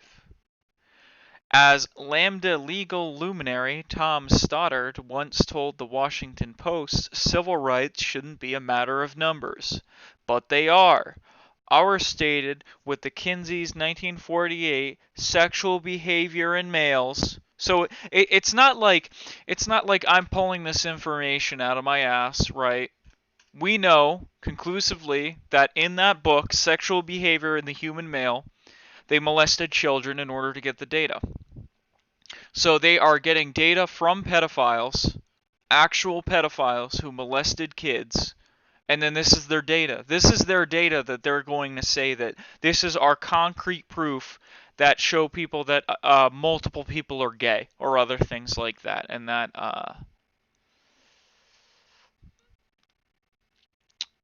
okay. Let's see. Okay, next to Kinsey on the wall, late fellow honoree Harry Hay long dreamed of organizing gays and gave Kinsey and his research credit for mobilizing him in 1948. And I'm not sure if Harry Hay was that Air Force guy, but I mean the way that they explained it to me was that he fucking left his wife and kids and said, "I'm gay. I'm not going to be responsible for taking care of you guys, you know. If you're gay, don't have sex with women." Oh, but you don't understand. It was different. It was different back then, and you had to have sex with women and have kids. It was different.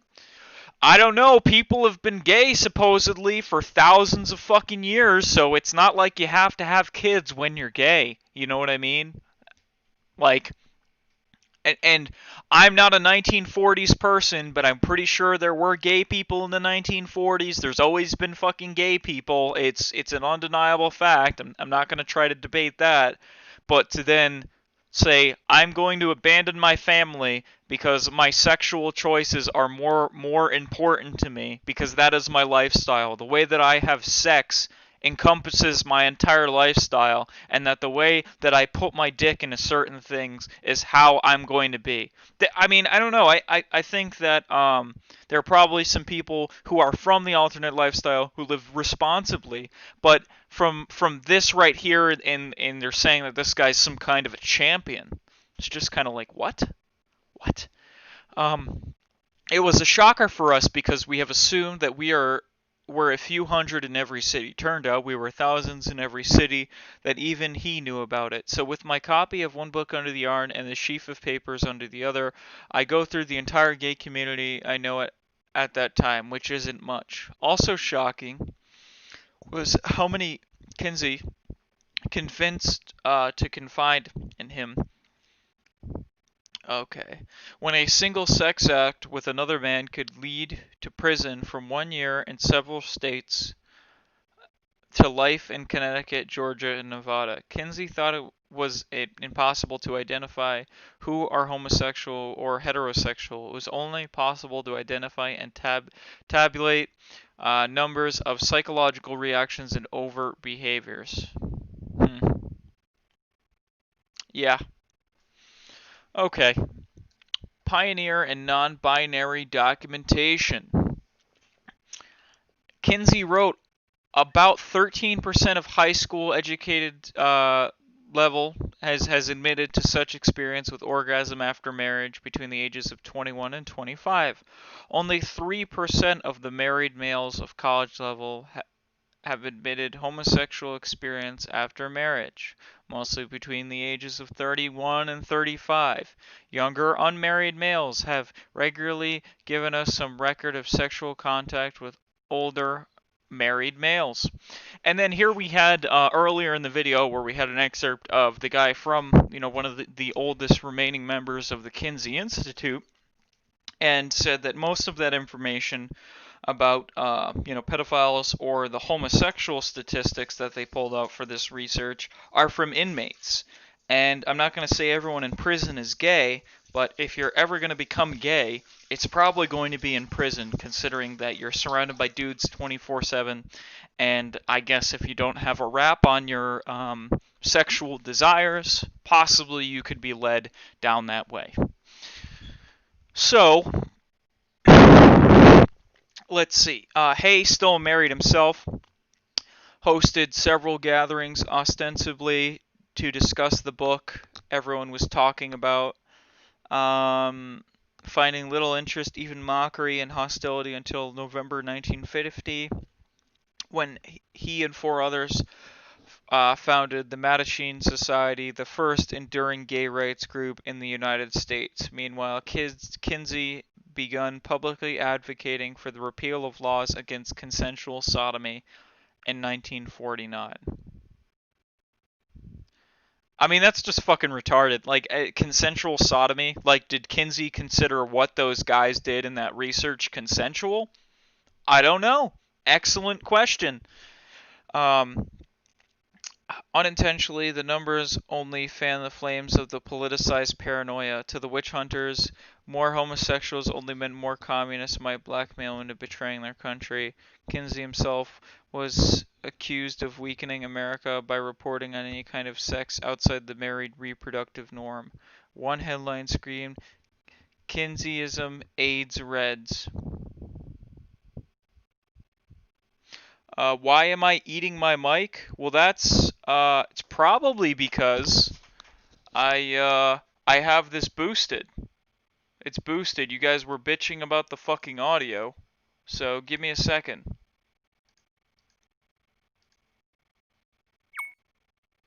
Let me see. Yeah, I answered your question. Let me turn this down. Okay. Is this any better?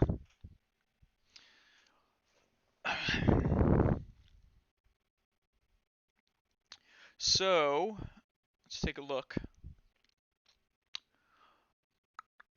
In 1952 and 1953, Mattachine applied Kinsey's statistics in the cover letter to the first ever gay questionnaire sent to political candidates. There are at least 150 such persons in Los Angeles area alone, which was in turn quoted in the article in the Los Angeles Mirror about the group that was positive enough that the Mattachine distributed thousands of copies. Well, I'm trying to project my voice here because I'm not trying to sound like a soiling. No, hey, chat. Hey, chat. Today we're gonna play Animal Crossing. Hey, chat.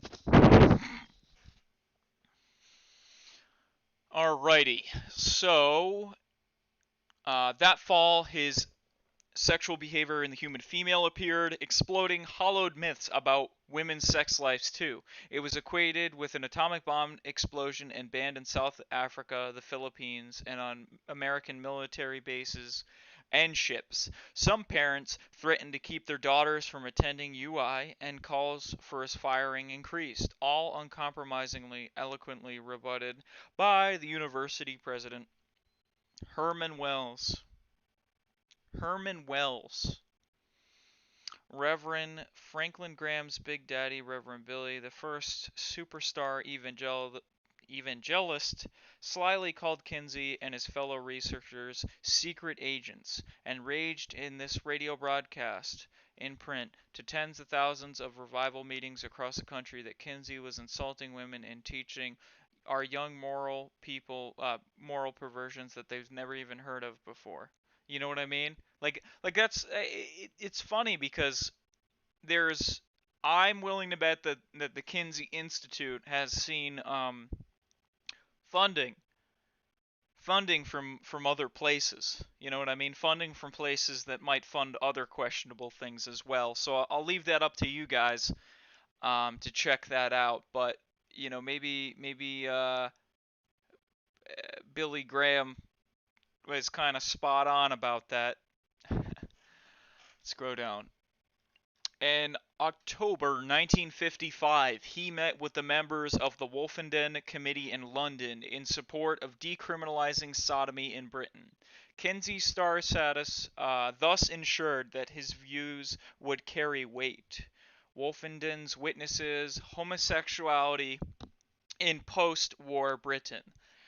They asked him about the floodgate argument that when decriminalized would lead to an increase in homosexuality, and the Rake's Progress argument that it would result in more homosexual adults pursuing sex with minors.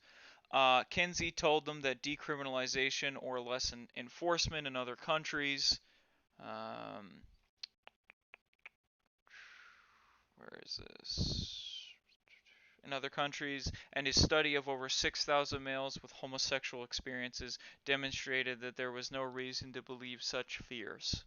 He added, "We have never seen a person with predominantly homosexual experience who has been affected by penal punishment or clinical treatment to further develop an exclusively or primarily heterosexual pattern." Okay, see what else we got. In May 1956, Kinsey visited the Los Angeles office of One Magazine, the first successful gay periodical in the United States. God. Let's see. Exhausted, he had personally interviewed 8,000 people one-on-one, desperately suing the federal government to stop their burning erotica. He tried to import for research and demoralized to the bone after funding was withdrawn by the Rockefeller Foundation. Think there. Those are two very important words. By a Republican-driven congressional investigation into communist influence. Some closest to him believed he died mostly of a broken heart. Behind his picture on the cover of the magazine's August-September 1956 issue, a memorial editorial said, "To the staff and readers of One, his death is an immeasurable loss, deeply and personally felt." So in the documentary that we watched before, we also saw that someone who was close to Kinsey said that he cut off his foreskin with a pocket knife. You know, um, I mean, let's just be real. Does this guy need to be held in high regard? He cut his foreskin off with a knife. You know, and it's kind of a weak thing for me to take a personal attack like that and say that, you know, he's not a good guy. But I mean, most people don't cut off their foreskin with a knife. You know, I've never had the urge to do anything to my member with a knife, and I think that that would knock him down a couple of notches for me, in the credibility department. I don't know. Scroll on down. The first issue that October of the latter, the magazine of the Daughters Bilitis, the first American lesbian rights organization, quoted by endocrinologist Dr. Harry Benjamin, whom Kinsey had inspired to devote his practice to transgender people. The world has lost an outstanding scientist, a champion of human freedom and happiness. This man, I guess, is a champion of human freedom and happiness. Is that what comes to your mind? Is that what you think when you think of Alfred Kinsey? You're like, you know what? This guy respected humans.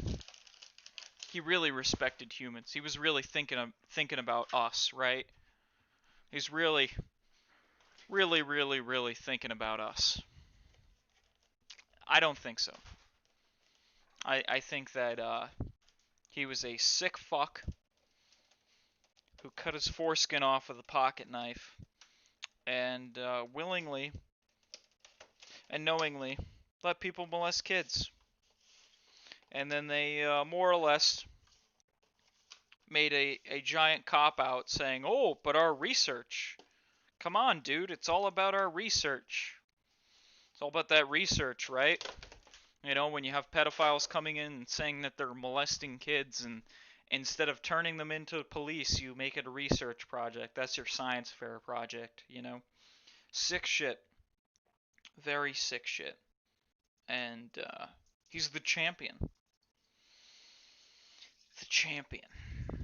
I don't know.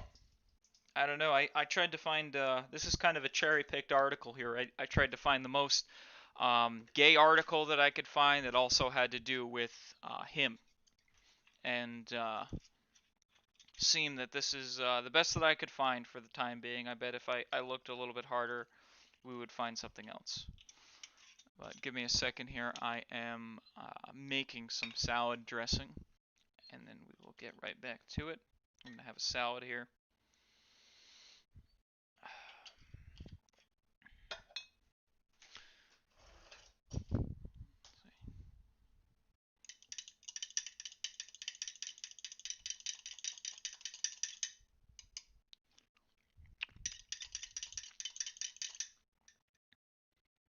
Okay. And here we have a little bit of balsamic. And there we go. Throw some croutons on there. And then back to the old office.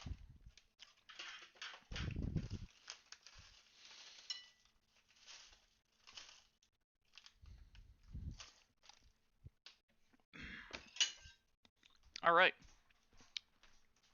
Let's see. Scientist.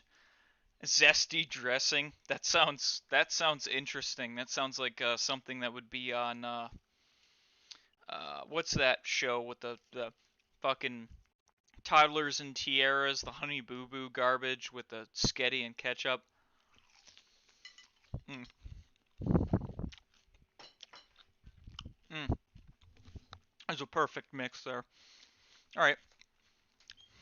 Let's scroll on down.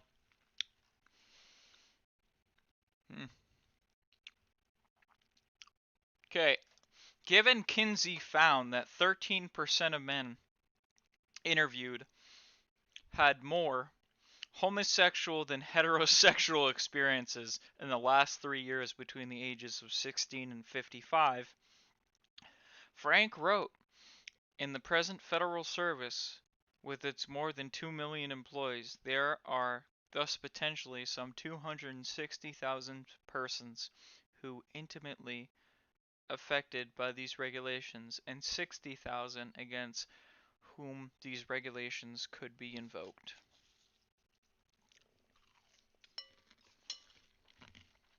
Hmm.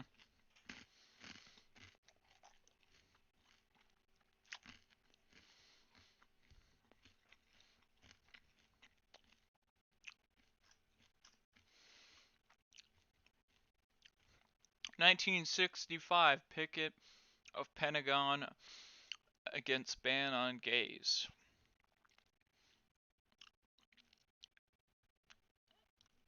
On the scene from a 2004 Kinsey biopic. Let's see.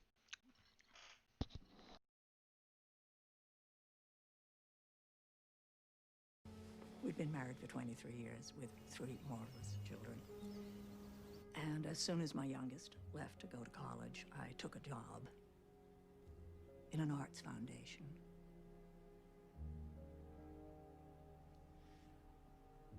I met a woman there, secretary in the grants office.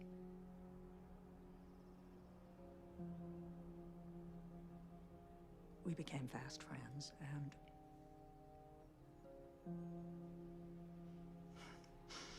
before long I fell in love with her.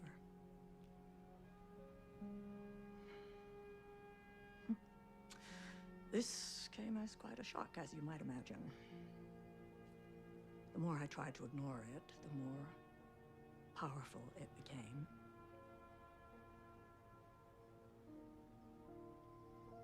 You have no idea what it's like to have your own thoughts turn against you like that.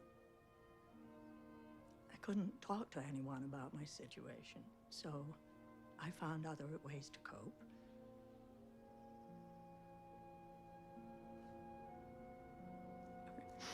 I took up drinking.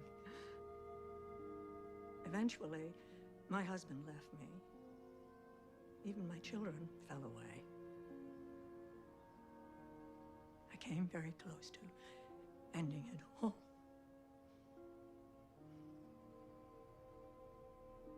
It's just another reminder of how little things have changed in our society.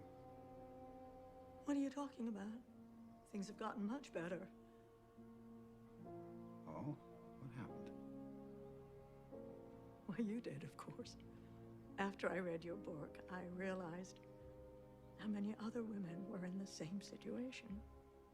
I mustered the courage to talk to my friend, and she told me, to my great surprise, that the feelings were mutual. We've been together for 3 happy years now.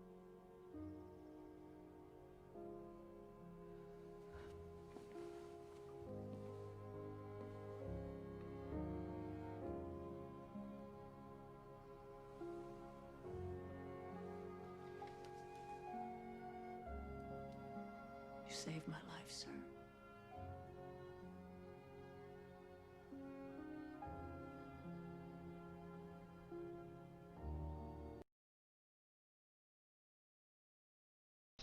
I'm speechless, folks. I destroyed my entire family and life so I could scissor this other broad. Thanks, Doc. Yeah. Yeah. Just trying to humanize Kinsey.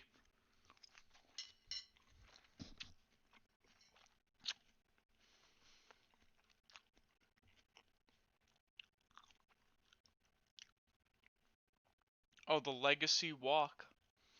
Wow. Chicago's Outdoor Museum of LGBT History.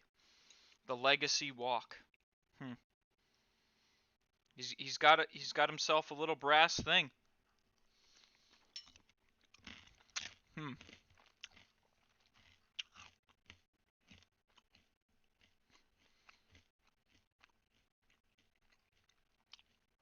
A nurse posted a vile tirade about LGBTQ people on Facebook over MaxiPad wrappers. Instagram rejected an ad for HIV meds because the topic is too political. I don't know, does Instagram allow people to Virginia passed a statute governing trans birth certificates in 1979. It wasn't controversial then.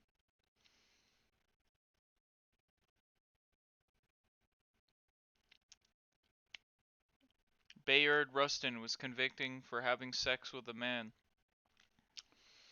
Yeah, I don't know. I feel like some of these stories are just kind of cherry-picked. I mean, if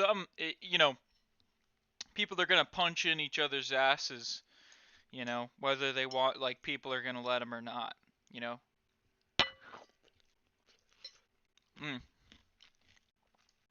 I want to find this movie. And, what we'll do is after we watch the thing on, the Franklin cover-up, I say we give this a watch, and I'll stop the restream to YouTube, and we'll give it a watch, because I'd find it interesting to see how they paint Kinsey.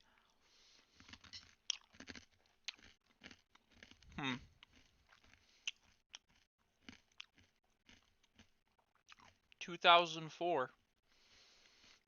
Kinsey. Wow. The movie is pure hell. I mean, living on this planet sometimes is pure hell, so it can't be that bad. Have you watched it, Duncan? Is it really that bad?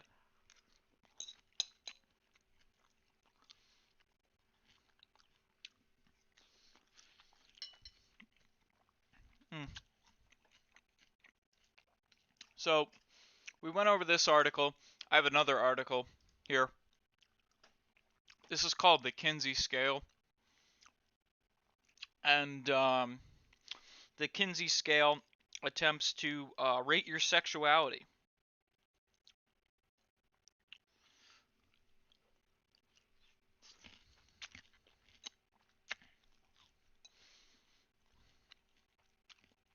You were a major leftist when it came out. What the fuck happened to you?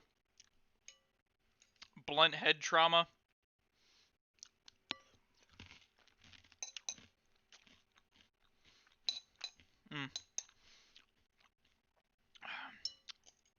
Hold on. Hey, I gotta eat. Cope. Should have eaten before.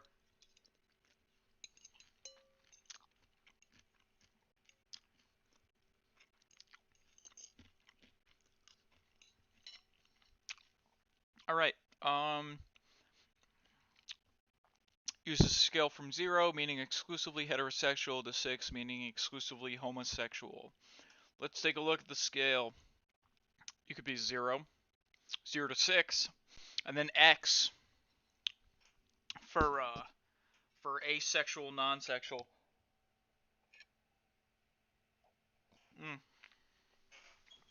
Hey, you want a grown man to play Animal Crossing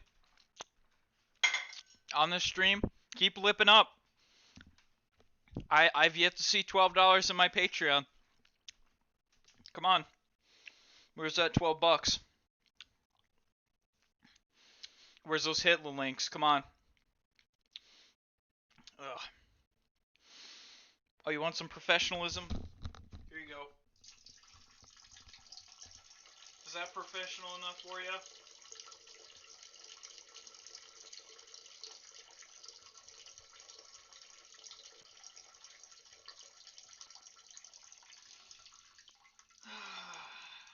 There you go.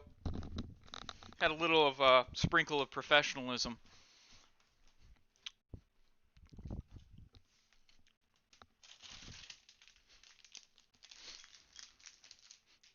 That's the kind of streaming, the new genre of streaming. So, this shit is just fucking retarded. It's just retarded. That's it. That's as professional as I'm gonna get. And here we have Windy City Times, the voice of Chicago's gay, lesbian, bi, and trans. All right.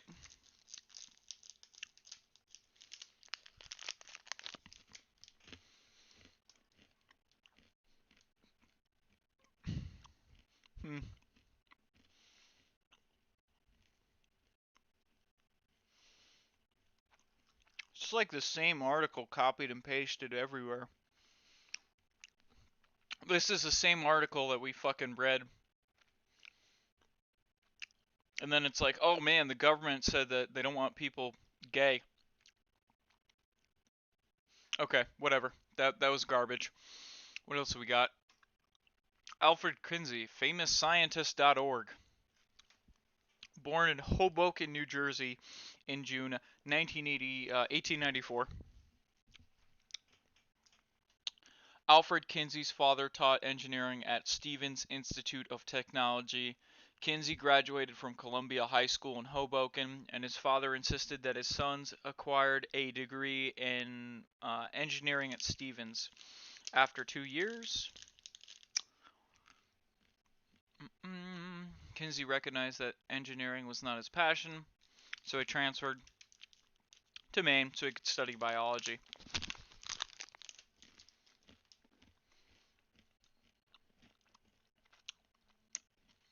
He got his bachelor's in biology and psychology after that, and listed in a doctoral program in zoology at Harvard University. Later life and death. The research work of Alfred Kinsey almost ended after the release of Sexual Behavior in the Human Female. He had allegedly offended thousands of Americans, and the U.S. Congress exerted pressure on Dean Rusk, who headed the Rockefeller Foundation, to unilaterally terminate the financial support of the Institute.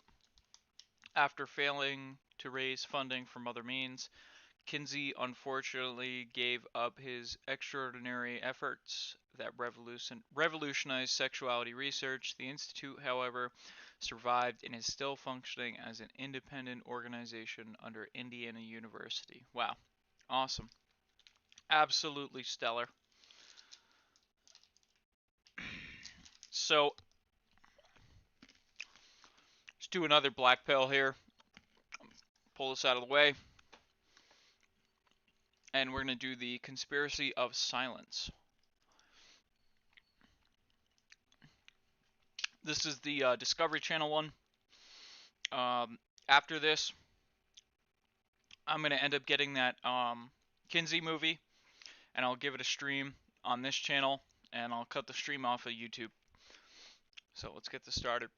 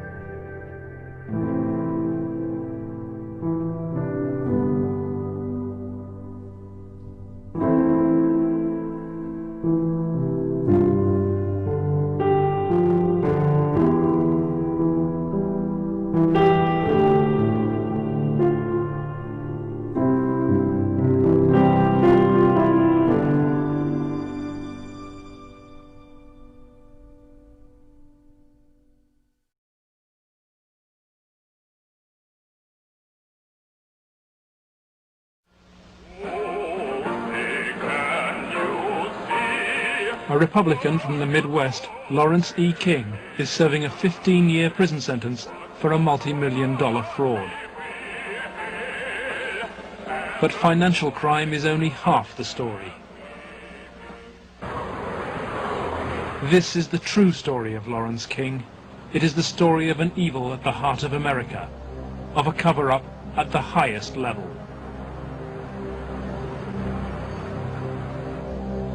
One man is attempting to uncover the full story. John DeCamp is among the most highly decorated Vietnam veterans. A former Republican state senator in Lincoln, Nebraska, he is now a lawyer fighting the legacy of Lawrence King's evil network. It's a web of intrigue that starts at our Holy of Holies, Boys Town, Nebraska, one of the most respected institutions in the United States, and spreads out like a spider web to Washington, D.C., right up to the steps of the nation's capital, the steps of the White House. Involves some of the most respected and powerful and richest businessmen in this United States of America. And the centerpiece of the entire web is the use of children for sex and drug dealing and drug couriers, the compromising of politicians, the compromising of businessmen, but worst of all, the corruption of key institutions of government that have the duty and responsibility to make sure these things never happen. World-famed Boys Town is in the news again. Made famous by an Oscar-winning film, Boys Town, Nebraska is America's favorite children's charity. It was founded in 1917 by Father Edward Flanagan. The spectacle in our social life is the neglected, unwanted, and unloved boy who has become a serious problem in our society. Boys Town was started to be a home for orphans. That was after World War I. And since then, society has changed and the problems of boys have changed. And so now it's a question of taking care of homeless, abandoned, neglected, abused boys, and now girls also. With cash reserves of $500 million, Boys Town is the richest square mile in the world. It has been granted the privileges of an incorporated town, a Catholic diocese, and a school district for 500 boys and girls. 1/3 of its annual income is raised from public donations, solicited by begging letters and promotional videos. I'm Father Val Peter, the caretaker of Father Flanagan's Stream and the executive director of Boys Town. Does Boys Town really exist, people ask me? You bet it does. Located in the heartland of America, Boys Town youth have come from many backgrounds and locales. As they graduate, they shall seek new adventures and head for different places. But always, they shall carry with them the spirit of Boys Town. If you'd like to help Boys Town, send your tax-deductible gift to Father Val Peter, Boys Town, Nebraska, 68010.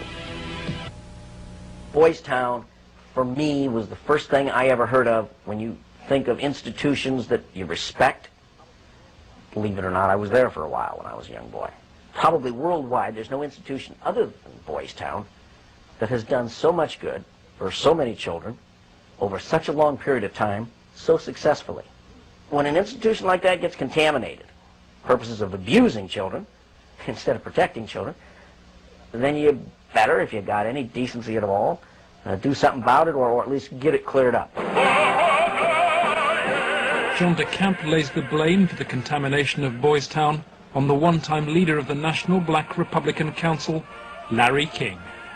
Larry King was the fastest rising black star in the entire Republican Party of the United States during all of the 1980s.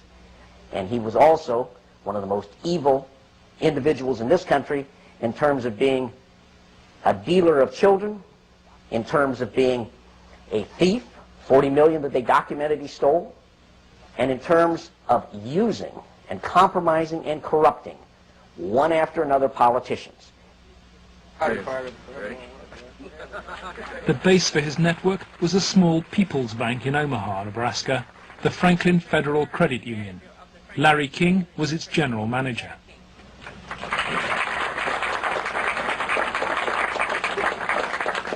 Thank you.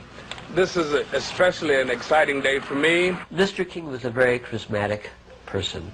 When he came to the credit union, he was brought in because the credit union was actually failing. He did everything to build the credit union. King courted the leaders of Omaha's wealthy business district. Banks, industry, and charities placed millions of dollars in King's hands. From 1979, Larry King developed close commercial ties to Boys Town, and Boys Town youngsters were sent to work for his companies. Boys Town had quite a few accounts at Franklin Credit Union. Those were considered very valuable accounts. They were handled exclusively by the bookkeeping department. But on the average of once a month or once every 2 months, we always seemed to incorporate a person from Boys Town.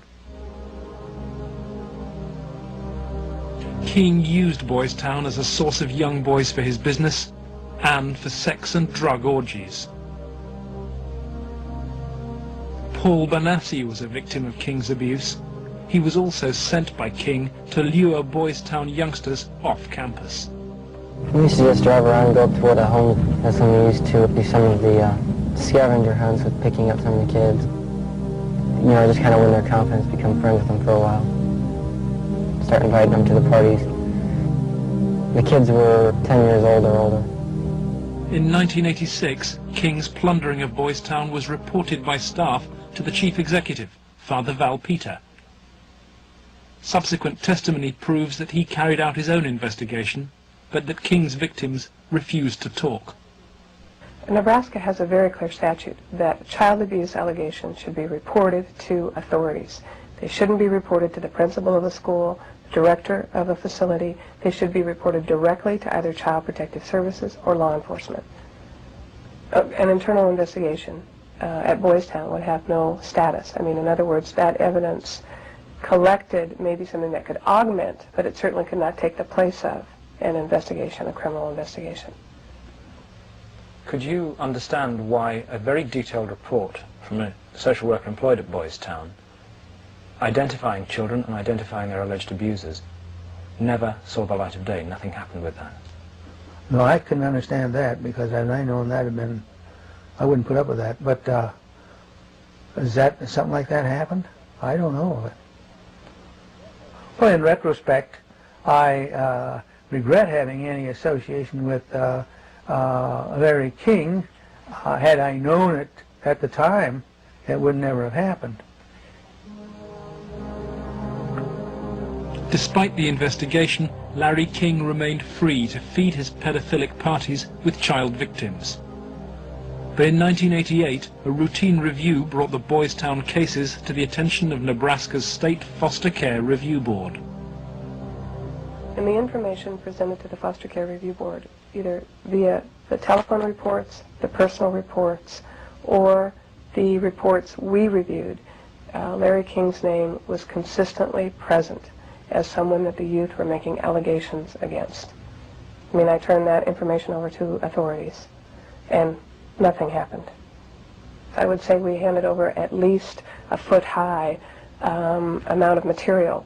Generally speaking, the allegations were ignored. Omaha police now accept that Larry King may have been abusing children. Good morning, Roberta. Good morning, Steve. But its most senior detective claims he never received any evidence. It is certainly possible that Mr. King was involved in illegal acts with children. If there was sufficient evidence of those types of allegations, he would have been prosecuted by the county attorney's office.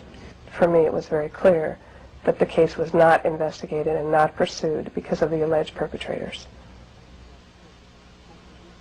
Those perpetrators named by the children formed a ring of rich and powerful pedophiles in Omaha. Men from industry, politics, the media, even the police. Besides Larry King, ringleaders were department store billionaire Alan Baer,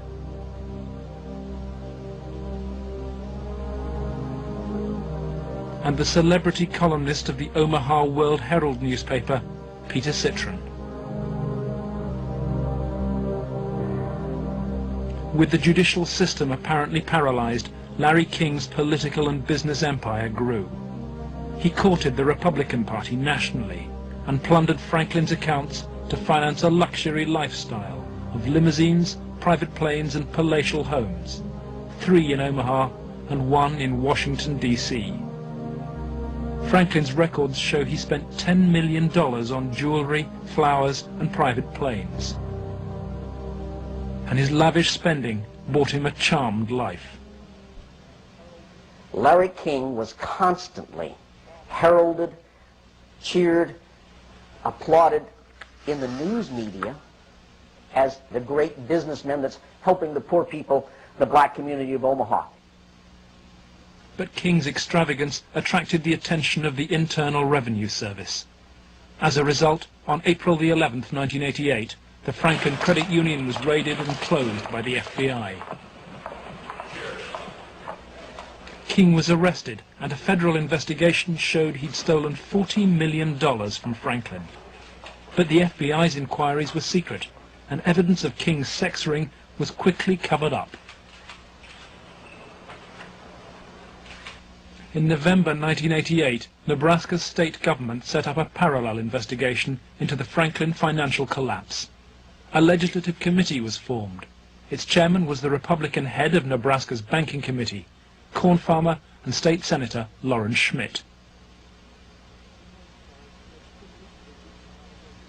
But the money trail led quickly to the original allegations of child abuse, and almost immediately anonymous threats began. I received a phone call on the floor of the legislature.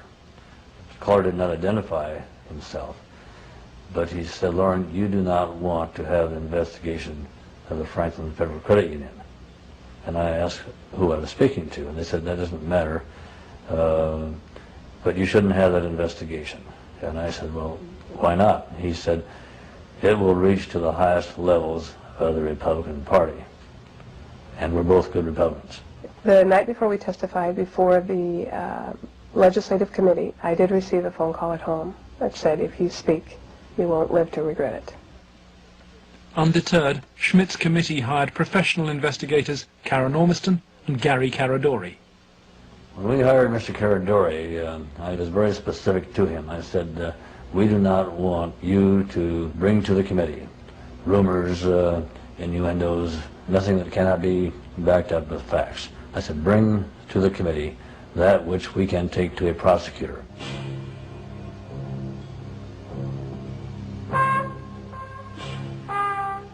On the streets of Omaha, Gary Caradori and Karen Ormiston found new victims of King's paedophile network.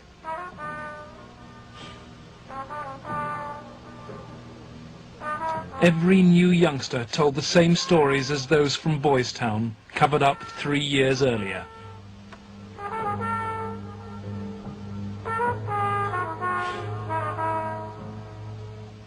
They were telling us about prominent people in Omaha and elsewhere that were abusing children at parties. The prominent citizens' names that originally came up were of concern to me because I knew many of those individuals, and I very frankly was shocked to have those names show up on the list. Ormiston and Caradori recorded their new witnesses on videotape. A victim of abuse since he was 8, Paul Benassi was present at many of Larry King's sex parties. Who are some of these people that would come to these parties? Larry King, King Citron, Wilson Wild. He was like people. Media personality Peter Citron procured some of his victims from Boys Town. The kids he liked were mainly around the age of probably about 8 and 13. It was mainly fondling and oral sex with them. He did have some anal sex, but he usually did that with the older kids. But Citron's abuse of Paul Benassi involved ever more sadistic parties. He and another guy tied me up and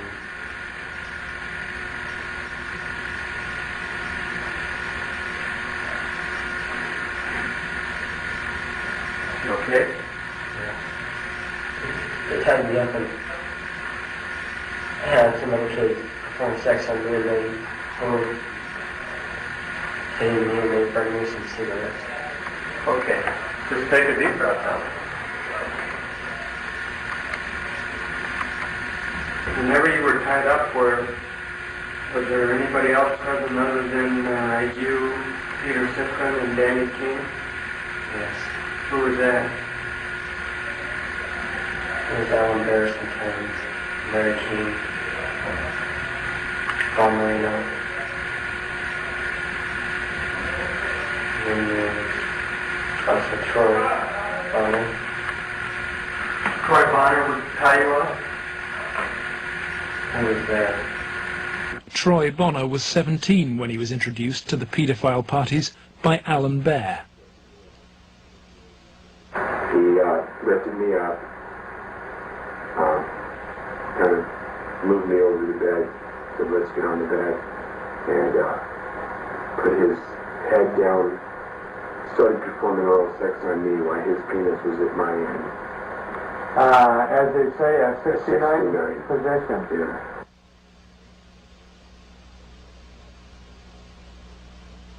Alan Bear was a sick fuck. Didn't care, wanted sex, nasty, I don't even know if you can call it sex, and take it any way he can get it, pay for it, he'd like to, but if he had to take it by force, he would.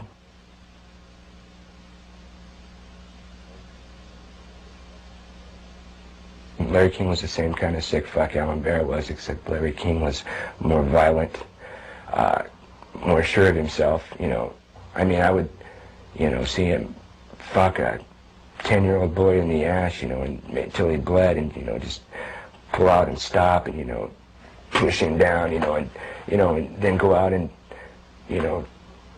meet with decent people. King would also provide underage girls for abuse. Alicia Rowan was 15 when she attended her first party.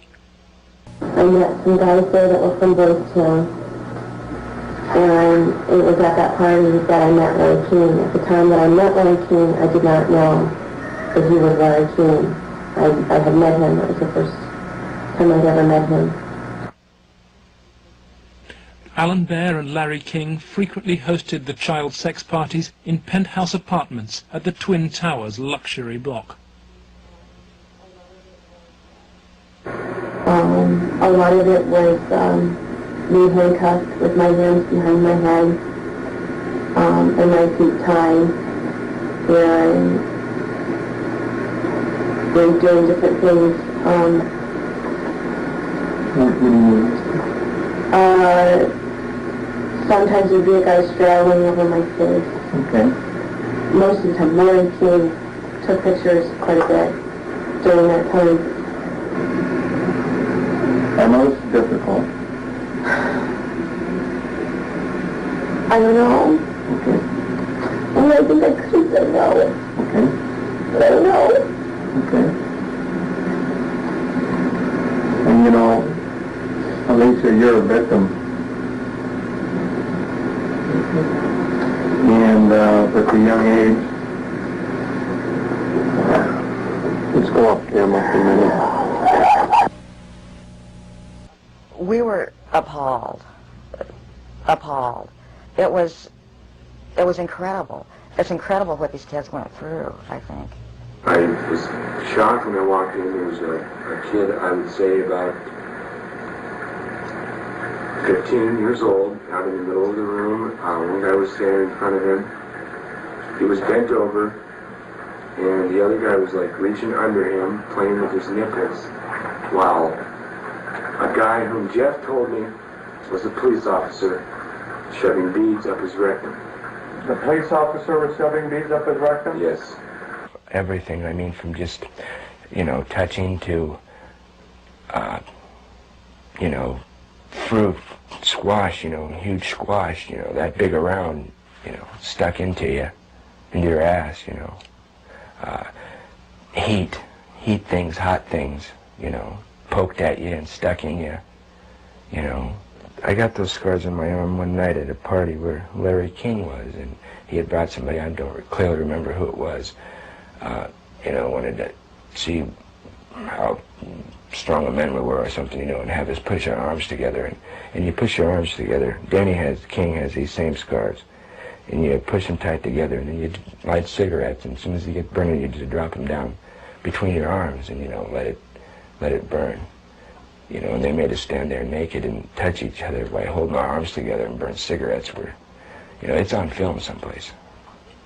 I mean, they filmed it, burning, And those of us that didn't like to be involved and didn't want to be involved were threatened. Correct. And who do these threatening remarks?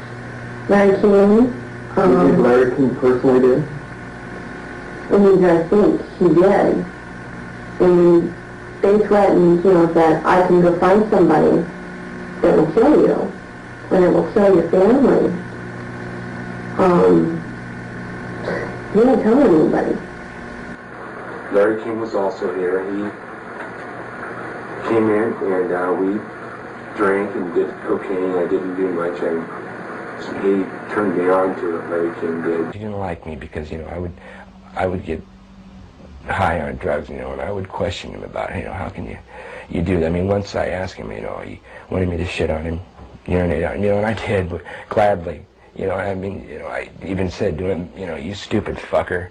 I just sit on here paying me money. How can you get into that, And I got, beat up by it. I came home here a lot of times beat the shit from, misspeaking my tongue, so to speak, and, just telling them how I felt sometimes. Drugs was a strong part of how they got control of some of the kids, because that's what some of the kids were there to get. They would do the sexual acts and then be provided with cocaine or whatever type of drug they wanted. Heroin, I don't know, but that was my drug of choice. Till this day, I remain an addict. Larry King was, I would say, the center of transporting the children around the country. The airplanes were usually in his name, at least in his name. They were paid for by Larry King. We met them in Pasadena. Met who in Pasadena? We met, Larry King was there. There was 3 boys that I had seen at one of the receptions at the French Cafe were there. And I'm almost positive they were Boys Town boys. Almost positive. They were there. You mean graduates of Boys Town or present? I think they were present because they were young. Well, how would they get away for a long period of time? I have no idea. Okay. Boys Town came up frequently during the investigation, but we found it very difficult to get information about Boys Town. I was not able to find any information on my visit there, and Mr. Caradori could not get information either.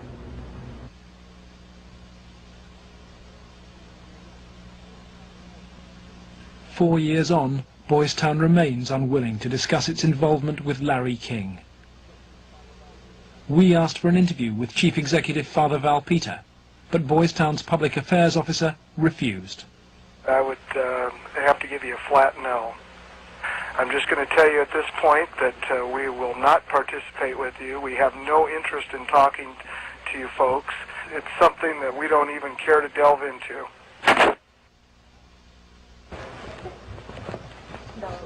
Hi.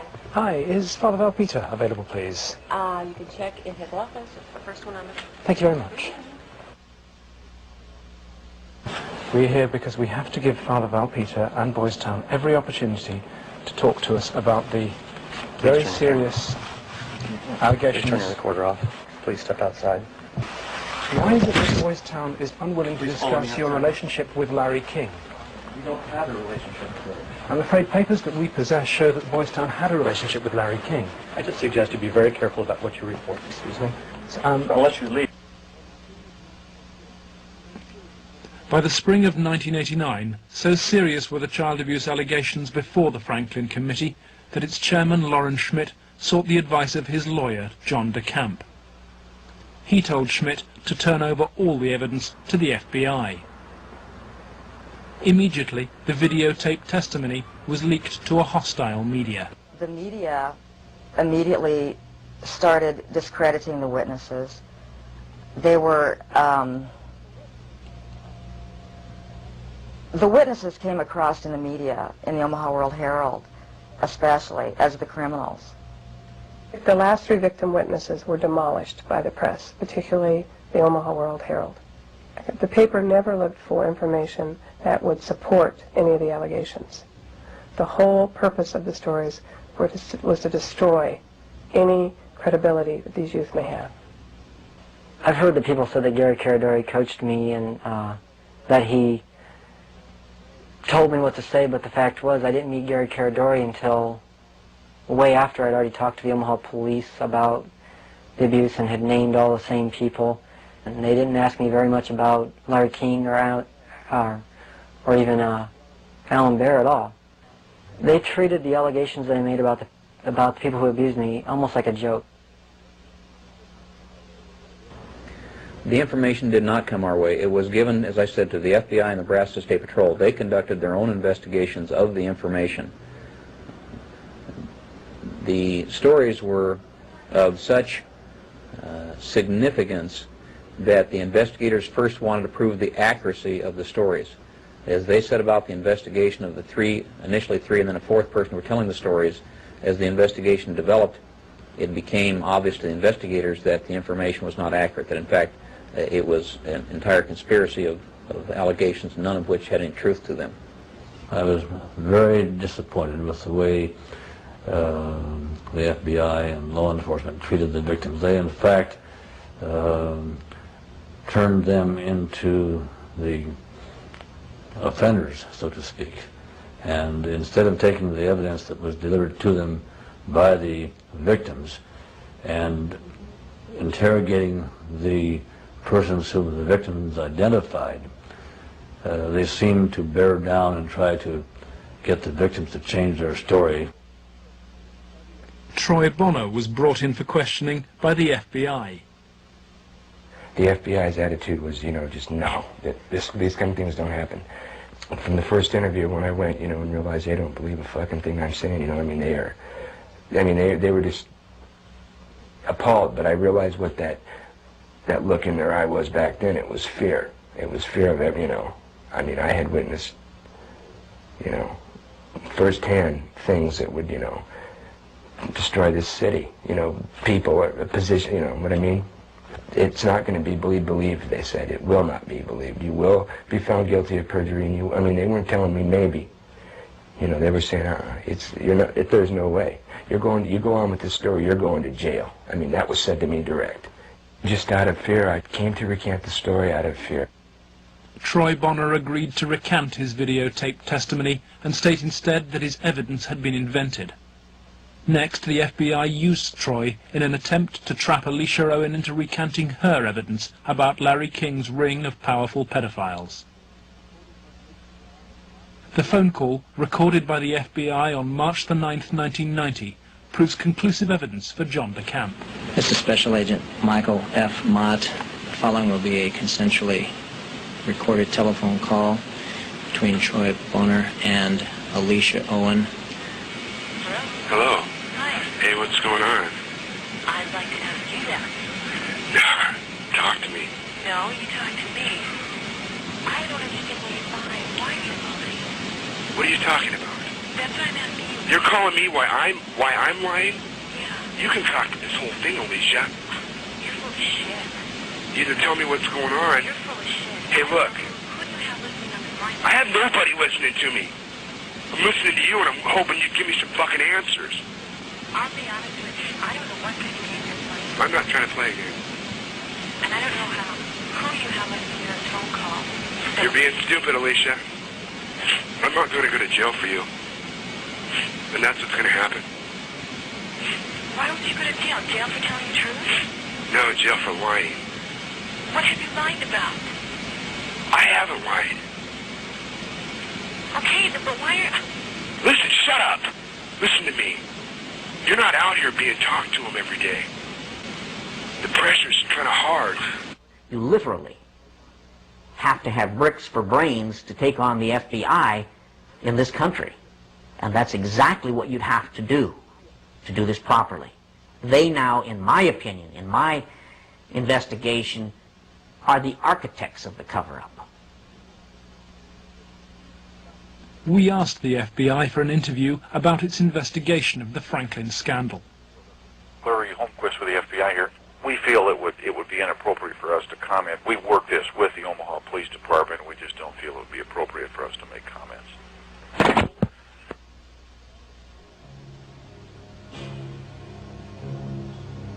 As Gary Caradori and Karen Ormiston sought out new witnesses on the streets of Omaha, they found themselves under constant threat. Gary was threatened several times. His vehicles were tampered with. I would think whoever tampered with them, it was a scare tactic because it was so obvious that they were being tampered with. Gary there was one piece of evidence I know he got that he even said he got one step ahead of them this time. He told us about this book. It was like addresses, telephone numbers, names. He said if they knew he had it, they'd kill him.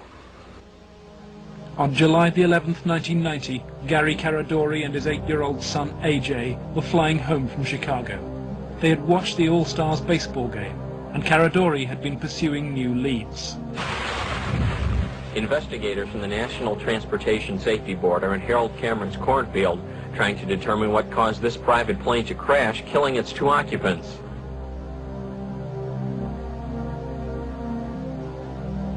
The bodies of Gary Caradori and 8-year-old AJ were found in the wreckage. National Transportation Safety Board investigators say wreckage from the crash is apparently strewn over a 3/4 to 1 mile long stretch in this field. The fact that the wreckage is scattered over a large area certainly demonstrates that it did break up in flight. The exact mechanism of breakup yet is still unknown. The federal investigation was never able to discover what tore the plane apart. There are things missing from the plane. His briefcase is missing. Again, we'll never know what all was missing because I don't know what he had with him. I don't know what he did in Chicago. He may have had information he was coming back with. Within 24 hours of the tragedy, FBI agents impounded all records of the investigation.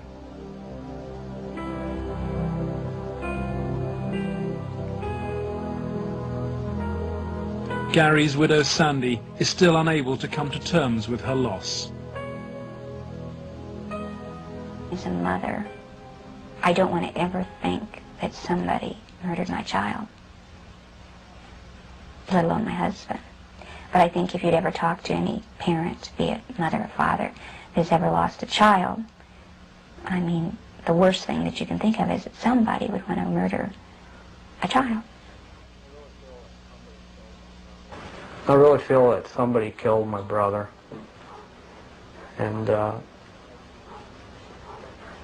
inside me, I know that somebody killed my brother. If somebody could help us out somewhere, somebody knows something.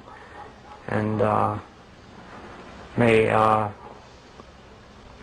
God help those who did that to him and his family.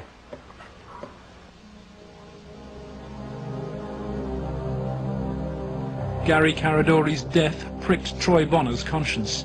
He promised Sandy that he would recant his recantation and tell the truth. I set the record straight. I was, going to do it. And would, the truth would come out, and somebody would be held accountable for his death. And then at the funeral I had seen, FBI guys, and they looked at me. I was supposed to meet Senator Labetz and Schmidt for lunch after the funeral. And, that's when I decided, I told my mom, we're not going to do the lunch. We're going to hightail it out of Lincoln now.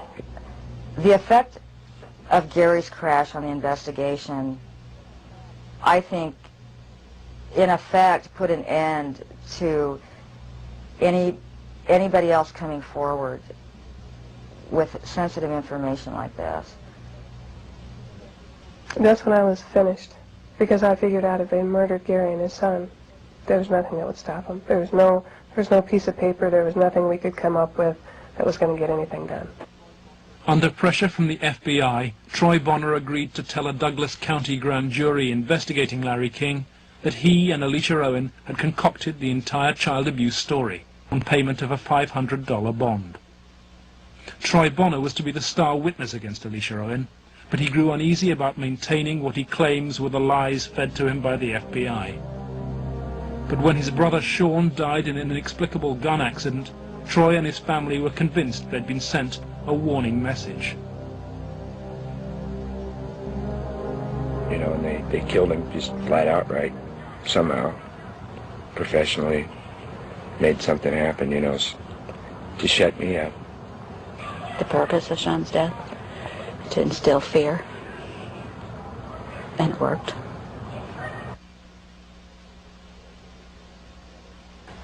Do I feel guilty about my brother? Yes, I do. That's where all this is coming from. This is where the energy, that's where the energy is coming from, that I'm getting to do this. It's for him, because, I mean, it should have been me there instead of him. Really.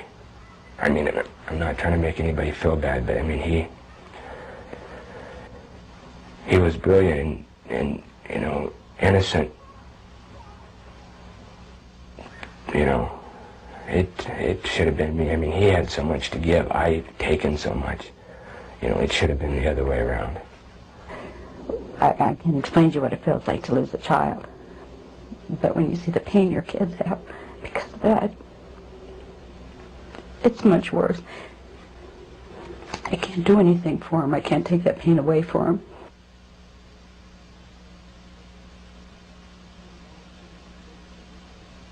Lauren Schmidt's legislative committee issued a report denouncing the grand jury. 2 months later, it was disbanded, leaving Schmidt a broken man. The message was not lost on most politicians in Nebraska. I think the message that was delivered was, if any legislative committee ever tries to conduct a thorough investigation again, the same thing will happen.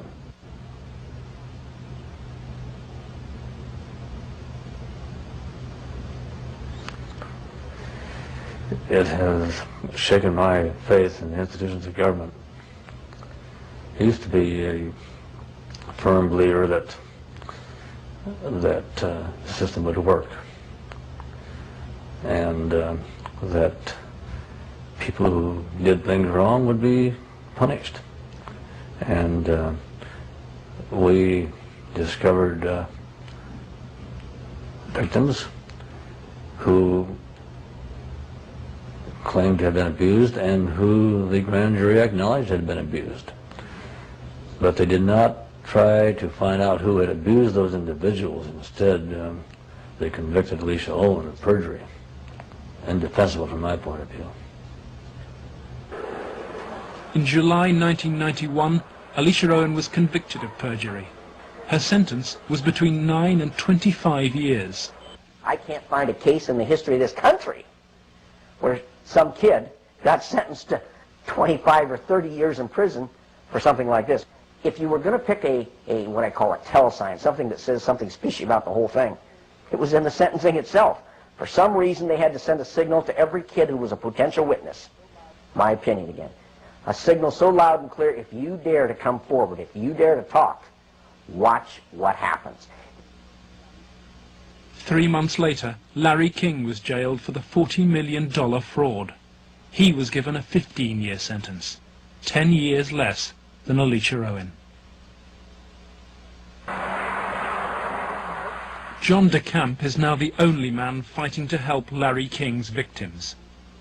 He has become the lawyer for Paul Benassi and Alicia Owen. I live in Nebraska. Hell, I was born here, raised here. I have 4 kids growing up here. Like it or not, it's my heritage, you know. Well, if it's a dirty cesspool that I got to live in or look back on that I left, that ain't good. The real cost, if I were going to say to my family, has been the fear and intimidation it's put in some of the kids. A couple of the kids are really, really frightened and really had some sleeping problems over it, you know, hear this or that. So that's been the real concern I've had. In the face of mysterious threats, John has turned for advice to his friend and one-time boss, former head of the CIA, Bill Colby. Old Bill Colby told me better than anything. The one thing that the bad people can't afford is publicity, and knocking you off right now or doing something obvious to one of your kids would bring them more trouble than it's worth. I said, you have to consider the possibility of some danger to not only your reputation, but to your person. I mean, people do react rather violently to some kinds of charges, or particularly if they're true, there's more apt to be a negative reaction than if they're false. If they're false charges, then they can be reacted to in a normal way, by a libel suit or whatever. But if there's truth in it, there can be a danger in that situation. We've seen that happen in other cases.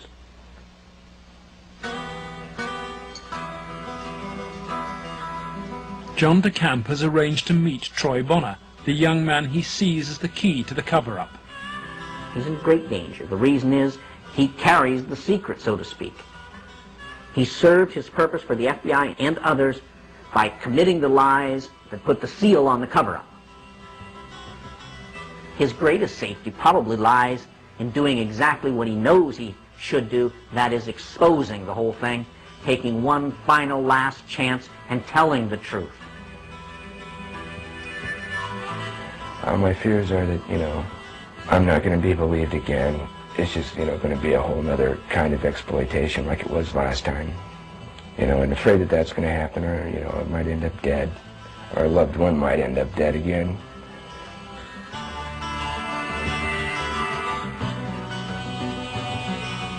I want this to go forward and have something done so that all those other kids who a lot worse, more worse things have happened to can come forward and see that action can be taken, because there are a lot of other kids out there that, things happen to them that, a lot worse than happened to me. You have to, if you want to protect yourself and your life and your family's life, both now and particularly in the future, is to use the institutions of government that have been set up to protect you and make them work. That means you go into federal court, you go after the people that have done this cover-up, and you expose it so there's no longer any percentage on their part in eliminating you because the secret's out. That's why we're here today, to let it out. I have no doubt that he's now telling the truth, number one, and number two, that he originally told the truth. Potentially, they could decide to charge him with perjury, because now he is telling that they forced me to lie, I did lie at Alicia's trial, I did lie before the grand jury, I did it because the authorities were forcing me to do it, and I was scared for my family, my brother had been killed when I tried to back out the one time. Potentially, they could charge him with perjury this time. Alicia Owen is out of prison and on bail, while DeCamp appeals against her perjury conviction. As he prepares for a court hearing, new evidence of the cover-up emerges, and once again it involves Troy Bonner's evidence. The tapes that were shown to the grand jury had been edited. Everything that matched Troy's statement Was shown. that matched mine 'Cause I know it's was raised. edited out. And I think maybe one of the things we want to do is show the judge specifically how, where these, little 5-minute segments of, look, this tape says this, and then show him it isn't in this tape, and this is the tape the grand jury saw. I'm going to attempt to get these tapes, and we'll see what happens next. But to obtain the evidence, DeCamp must approach some of the very officials he believes were involved in the cover-up, the county attorney's office which ran the grand jury. In the good old Alicia Owen case, 127-194, I'm trying to get the evidence, the tapes and the transcripts of Troy and Danny, Troy Bonner. It might be downstairs. We'll get that up here once. Yeah. I think there's 2 tapes. There should be, as I understand, and the transcript of them. But if I could get them, I could start reviewing them and figure out maybe a little bit on what's happening on some things. It's up at the county attorneys. They have all the bills up there. Robert. Let me guess, Robert Siegler has them. Robert Siegler is the prosecuting attorney fighting to send Alicia Owen back to prison. After lengthy negotiations, DeCamp emerges with the tapes the grand jury never saw. I went with $4,000. I bought $4,000 of cocaine. Okay, and what airline? I flew out of American. Okay, and did you go direct? No, there was a stopover in Denver. No, it was a stopover in Dallas-Fort Worth. So you went from where to where to where? I went from Omaha to Dallas-Fort Worth, like an hour, and then a big plane from Dallas to Los Angeles. All right, did anybody go with you? Alicia Owen. If this indeed were left out, of the grand jury proceedings, then I am totally shocked and angry beyond words. Here it is, so to speak, the smoking gun that they could go out and verify, the corroboration. In other words, the linkage to King that was denied. Cover-up. Organized, planned, deliberate cover-up. The courthouse, Wahoo, Nebraska. The hearings begin.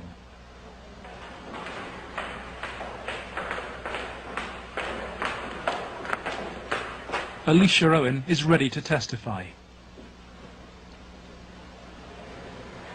So too is Paul Bonassi.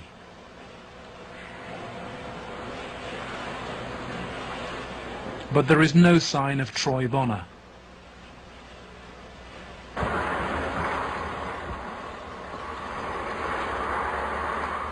DeCamp discovers that Robert Siegler has sent the young man a threatening subpoena. Fearing arrest for perjury, Troy has gone into hiding.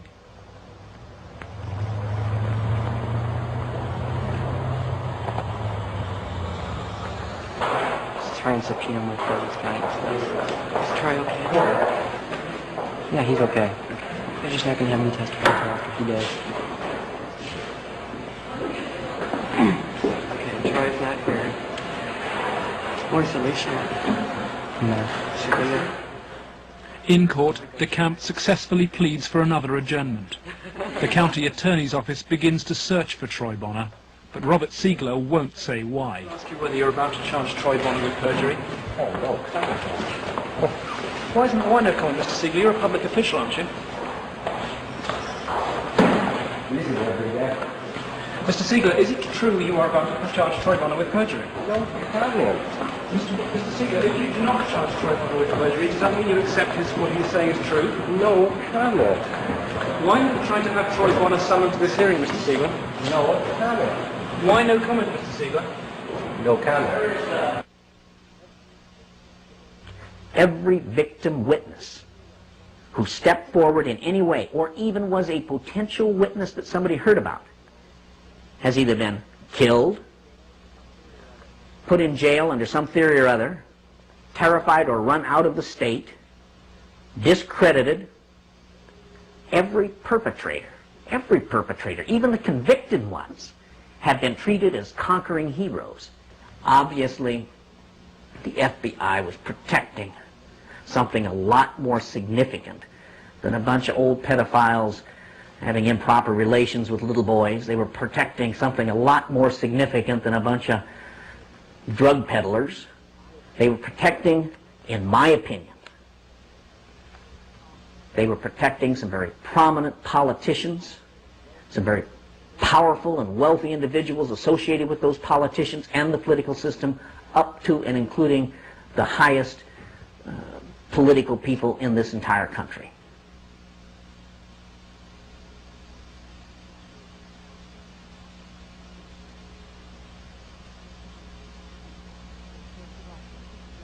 In search of answers, John DeCamp goes to Washington to investigate Larry King's powerful connections in the nation's capital.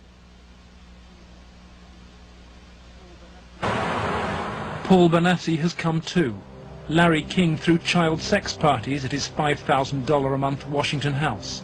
Paul Bonassi was one of the victims.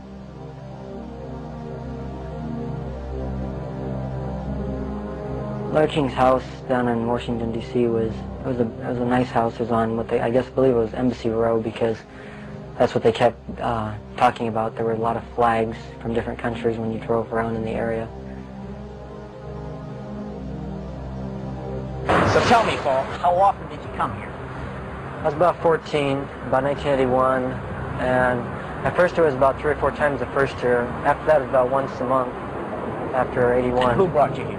Larry King brought me here. And this is the actual house where you... Yes. And what, you were used for sex there? Yes. Some of the parties, when they started off, were straight political type parties with no sex. And then when some of the men had left, some of the politicians had left, the ones that had planned on engaging in some type of sexual activity, that would come after the party. Some of the kids would be held downstairs in some of the rooms where if they acted up or if they started freaking out because of the drugs that they were on, they'd put them in a room that they couldn't get out of, and they'd lock them in. Were there drugs at these parties? Yes. What kind of drugs? Anything you wanted: cocaine, heroin, speedballs. You're telling me those speed. things were at these parties where you had Larry King and prominent politicians? Yes. Were they readily available to anybody at the party? At the after parties, they were readily available for anybody. Beforehand, they did it more upstairs than they did anywhere else, and it was kind of in the back rooms.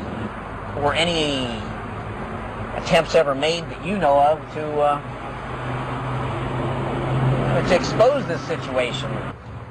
As far as I know, nothing's ever been done, and most of the people that were in there had already been, I guess you say, compromised. King's partner in sex crime was powerful Washington lobbyist Craig Spence.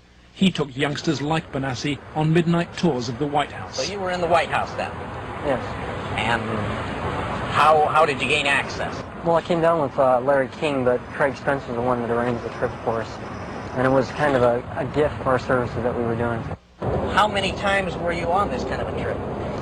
I came to it on 2 times. 2 times. And were you used for sex on those occasions?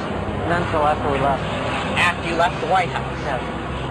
What time of night? It was usually around midnight.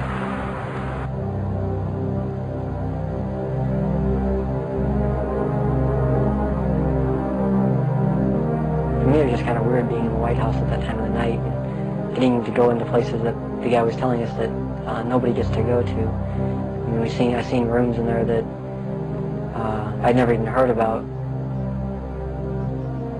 Craig Spence and Larry King had a couple of groups. One was called Bodies by God, and they had the Cowboys, and there was another group that was started by Larry King, which was called the Golden Boys, which was kids that were usually under the age of approximately 10. On the trail of Craig Spence, DeCamp finds the investigative reporter who exposed Spence's callboy network, Paul Rodriguez of the Washington Times. We had uncovered a series of allegations from some minors, and it led me to a callboy operation here in Washington.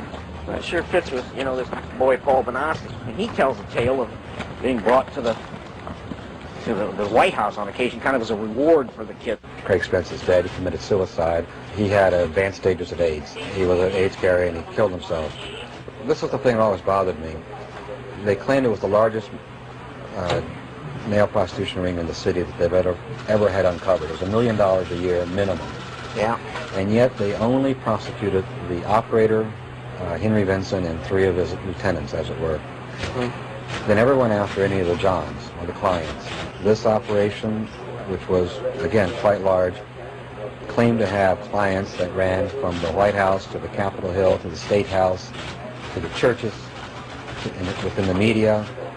And that's precisely what Paul describes as the people he was with. And a lot of the stuff led there, but we couldn't quite nail it in all cases because, again, to accuse someone of high stature, you've got to be very careful. I understand. We were able to do it through the mother lode, which provided us credit card receipts and canceled checks, and then lists of the clients.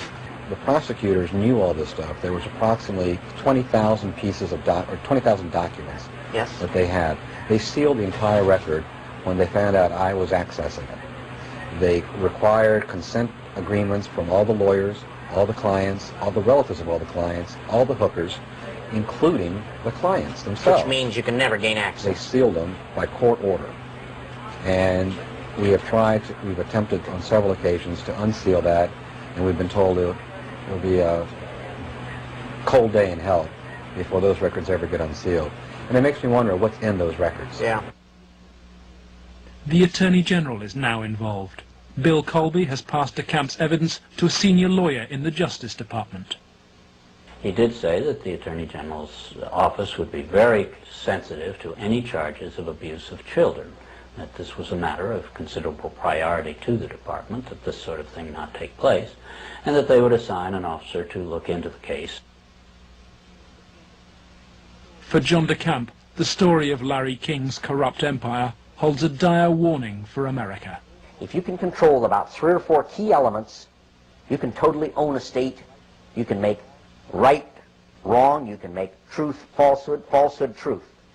If you control the media, if you control the Justice Department, if you control the police, you own the system. It's beyond belief that arguably the most powerful person in the world, the President of the United States, in the form of Richard Nixon, could not prevent the investigation of Watergate, or that President Reagan could not prevent the investigation of Iran-Contra, and yet somehow this group of unnamed, unknown, anonymous individuals in Omaha, Nebraska have such power they can control and protect all of these people from being investigated.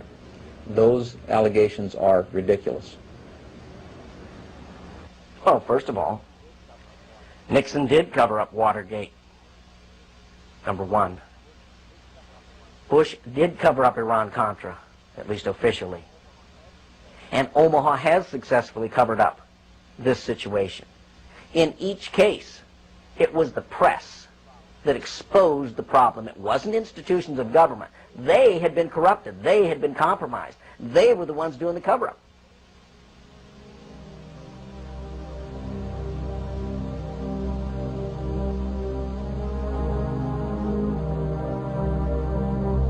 The Justice Department, acting through FBI and the U.S. Attorney's Office in Omaha, emerges from the record of the Franklin investigation, not so much as a party to the cover-up, but as its coordinator. Rigging grand juries, harassment of witnesses, incitement to perjury, and tampering with evidence, federal personnel were seen to apply all those techniques in the Franklin case.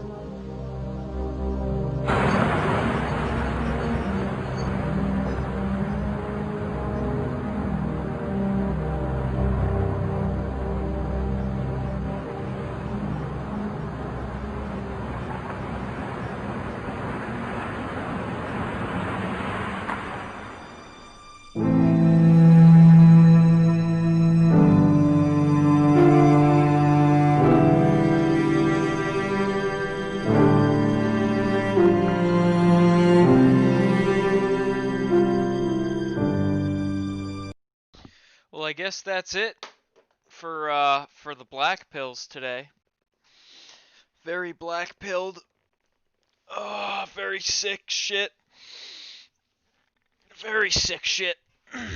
So, while we're waiting here, I'm going to try to find that Kinsey movie. I'm going to kill the restream to